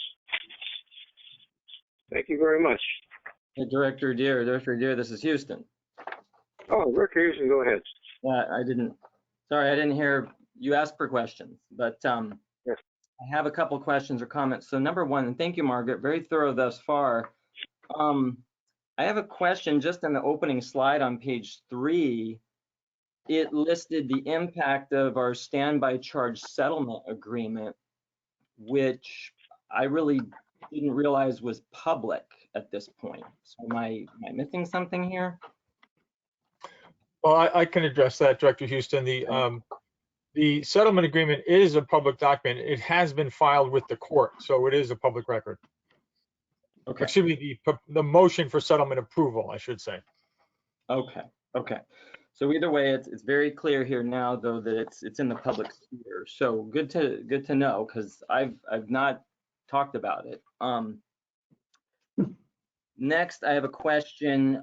You laid out your timeline, but on the budget workshops coming up, are those going to be standalone board meetings like we've done in the past? Yes, thank you, Director. Yet to be determined. I was hoping to sort of, when this schedule was put together, was prior to understanding when the committee meetings will be. Certainly with the expenditures that tends to be a longer discussion item. I like that to be standalone. Even the rest of the standalone discussion, depending on sort of what is our sort of, I'll say, our workload on any one committee meeting. I could see that the April one could possibly go directly to the committee meeting. Although, again, we would look to see our workload and then manage those there. Of course, we do the April, May timeframe for the customer agency workshop. We want to make sure that we first come into the board for you to hear it first, share your comments so that we can then share that to our customer agency after that. And then my intent for the May one is definitely to be at the F&A committee because that's when we're really asking for the board's consideration for the adoption of both the budget and the rates and charges. So we will be working with the general manager's office to work on scheduling some of those items. But my intent is to bring the March one probably mid to late, either at the committee, like separate meeting later in the month. Yeah, Margaret, if I can add to that, we really haven't had a chance to discuss whether they're going to be separate workshops, but my direction for the March and April one, that they will be standalone workshops because there's a lot of information that can, for instance, in a meeting like today, the schedules are long. So there'll likely be a mix of dedicated workshops, certainly the March and April one. And the others, like Margaret said, today, obviously, we don't need a separate workshop. This is just more informational items. So we'll let you know when they will be scheduled in March and April as standalones. Okay, well, great. I do think they should be standalone because there's a lot of material, number one, but number two, obviously, that they allow the board members, all 5, to participate in the discussion. And putting them in the middle of a committee meeting just is not convenient or conducive. And hopefully, you know, when you poll the board, you can ensure that we all can make it to the meetings. You know, hopefully that's the way it comes out. And then my one request on those workshops is I'd really like to see a breakout of the expenses that we've incurred over the past year on some issues. One of them is all the legal expenses. I'd like to see some sort of breakout on that, as well as the desal expenses, because we've been spending significant amount of money on both categories. Now, some of that desal is legal, but you know, standby charge, there's a number of things, and I'd like to see that very clearly as to how much we've spent over this fiscal year, as well as, of course, projections for the future. But I think that that's a significant number, and I'd like to see that documented so we are very clear. So that's my request. And on the desal, all the expenses on desal as well. So thank you, and thank you, Margaret. Yeah, Director Houston, I do have a follow-up question for you on that. So those, the breakout on the expenses are for this current fiscal year to date, right? So there. Well, yes, what I would like is, so you're going to probably show us what we've spent thus far, because I know we're talking the future budget, and so you're going to give us what our projected expenses are that we're going to approve. But I think it would be really good for us and the public to understand how much money has been spent this past year, because it is significant, including the legal fees that we've incurred on this standby charge issue. I mean, even in this thing here, we spent over $100,000, I think, in the last month or something. So either way, I'd just like to see a very clear line item of how much we've incurred on legal this past year, as well as desal. And even in the desal, there's going to be a breakout on legal as well, because I see there's a lot of different fees and things that have gone into that. So just as clear as we can get. So thank you. Yeah, that's fine. I just want to make sure we're talking about, you said this past year, but we're talking about the current fiscal year 2021. Well, that's what I'm talking about. Yes, I'm talking about that, and I'm talking about what you're going to propose for the future. Yes. Thank you.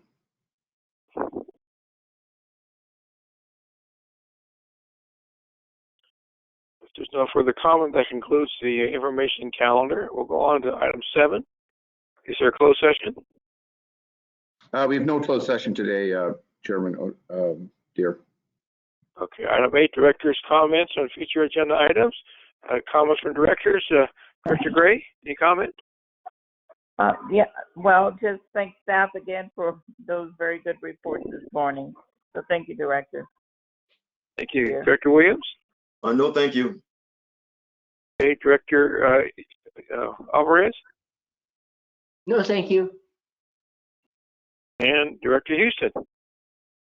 Yes, Chair Deere, just real quick, I want to circle back on that issue with the expenditure that is moving forward to the board for approval, because I'm just saying I'm really alarmed that one of our employees had to carry a balance of almost $7,500 on a personal credit card, and it wasn't addressed. First of all, the board wasn't informed, number one. It wasn't informed until this meeting, where it's only because it's beyond 90 days to get approval. So I support approving that expenditure, but the fact that the board, one, was not aware in all these months is just not right. And number two, that an employee had to carry that kind of balance. And of course, you know, he's going to get charged interest right and left. He will not be compensated for that.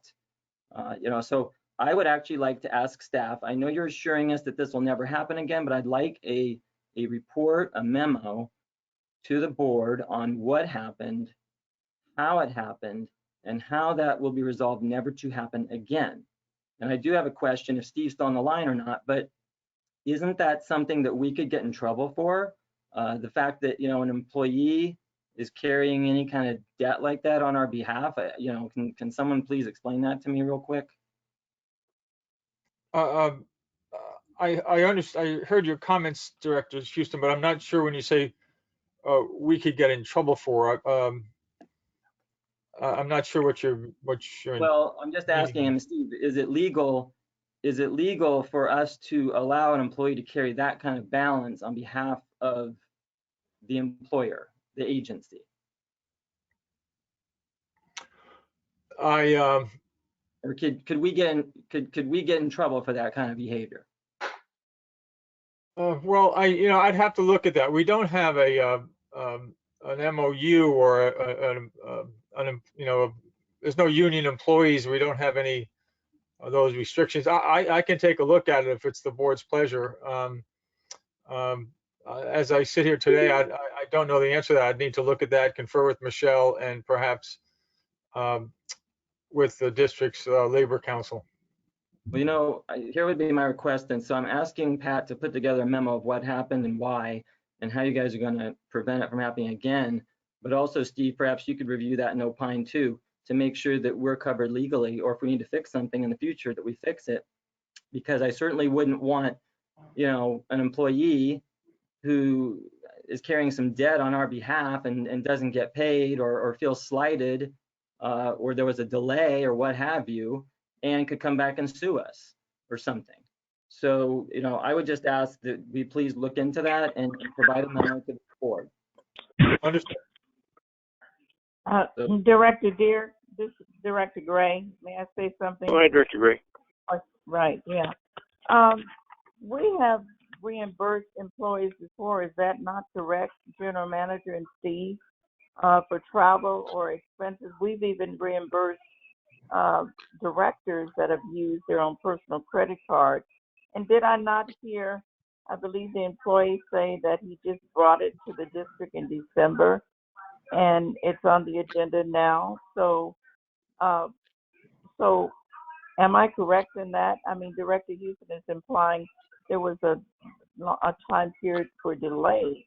So I'm a little confused as to how it's being characterized. So maybe the general manager can enlighten me as to when it was brought to the board, because I thought I heard Isaiah said he did not bring it to the board because he had death in the family and there were some things going on. So when was it brought to the district? And now you have it on the agenda. And I don't think the general manager is obligated to let the board member know about every single issue. He's in charge of operations. So I'm a little confused as to why the request and why the implication about it may be some illegal issue. Yeah, Chairman Deere, if I may respond to Director Gray. Yes, please do. Yeah, and thank you for reverting to the facts, Director Gray. As Isaiah mentioned, he brought it to our attention in December of 2020 that he had put his credit card on there, unbeknownst to us. So it's a total exception. And he never expressed any issue about hardship to us. We did have to get the receipts from him from his personal account in January of 2021, and we brought it as quickly as we could to get him reimbursed, and he's fine with it. And has also expressed that there's no actual charge once you paid it off within a year. So we're jumping to a lot of things here. I'll get it in the memo, and you know, there's nothing being, again, the inference that it didn't come to the board quickly enough. As soon as we got the information and we had something to bring to the board, we brought it, and the employee is perfectly happy with it. But we'll follow up with the memo if that's what is needed. Yeah, and the only other comment I want to add, and then I'll be done, is that I know I've recalled that there have been items on the agenda that board members have brought after 90 days that they need reimbursement for. You know, so this is not unusual to find an item that's on the agenda for reimbursement over 90 days. In fact, I think one of our past board members did, and perhaps Director Houston has done that before. I know that I've had that brought to the agenda that is over 90 days. So it's not unusual for this action to be considered. So I just wanted to make sure that I heard accurately what I heard this morning regarding it. Thank you. Mr. Chair. Mr. Chair. Who's that? Director Williams. Go ahead, Director Williams. Yeah, I'd like to weigh in on this. I don't see what the big deal is. I mean, the protocol is in place for compensating employees and directors from out-of-pocket expenses, and for something that never happened before and didn't hurt anybody. The employee feels that he is made whole. So to ask the general manager to write a report to do what? I mean, to me, it's a little strange, and for a director who is always looking for cost savings in issues, that it's just ironic that he would want to waste time doing something like this. I don't know what are you looking for? I mean, the general manager says that he's going to work on this so that it doesn't happen again. I mean, that's fine with me. But if you want a report, to me, it would be a waste of time to have him to take his time out with all the things that we have to do to write a report to satisfy you on something that's seemingly not an issue. Thank you. Thank you, Director Williams. Any other comments? Well, this is Houston. I'll just respond. I would like a report. Thank you. I'm amazed that this is not a big deal to some of my colleagues. I think it's a big deal. Yes, we have a code of conduct that allows us to bring things to the board after 90 days. Of course we do. But it's not very often you get somebody with $7,500 of charges put on his account. And even if he's going to be made whole, I'm really amazed that my colleagues are just so callous about the issue. So I think it is a worthwhile endeavor to get a report on what happened, how it will be fixed going forward, and then we can move on. And if we need to adjust something in our protocol, then let's do it. There should have been a backup card on file of the districts. This should not have happened. And I think, and by the way, this is February 17th. Even if they found it in December, you probably could have told the board about it in some way, shape, or form. So that's all I'm going to say, and I do look forward to getting a report. All right. Well, I will close with be careful what you ask for. Are you threatening me? Are you threatening Okay. me? Let me ask if we can close this meeting off with good stuff. With a good feeling. I don't think we were being calloused about anything really. But anyway, Let me ask Desi, does he have any final comments?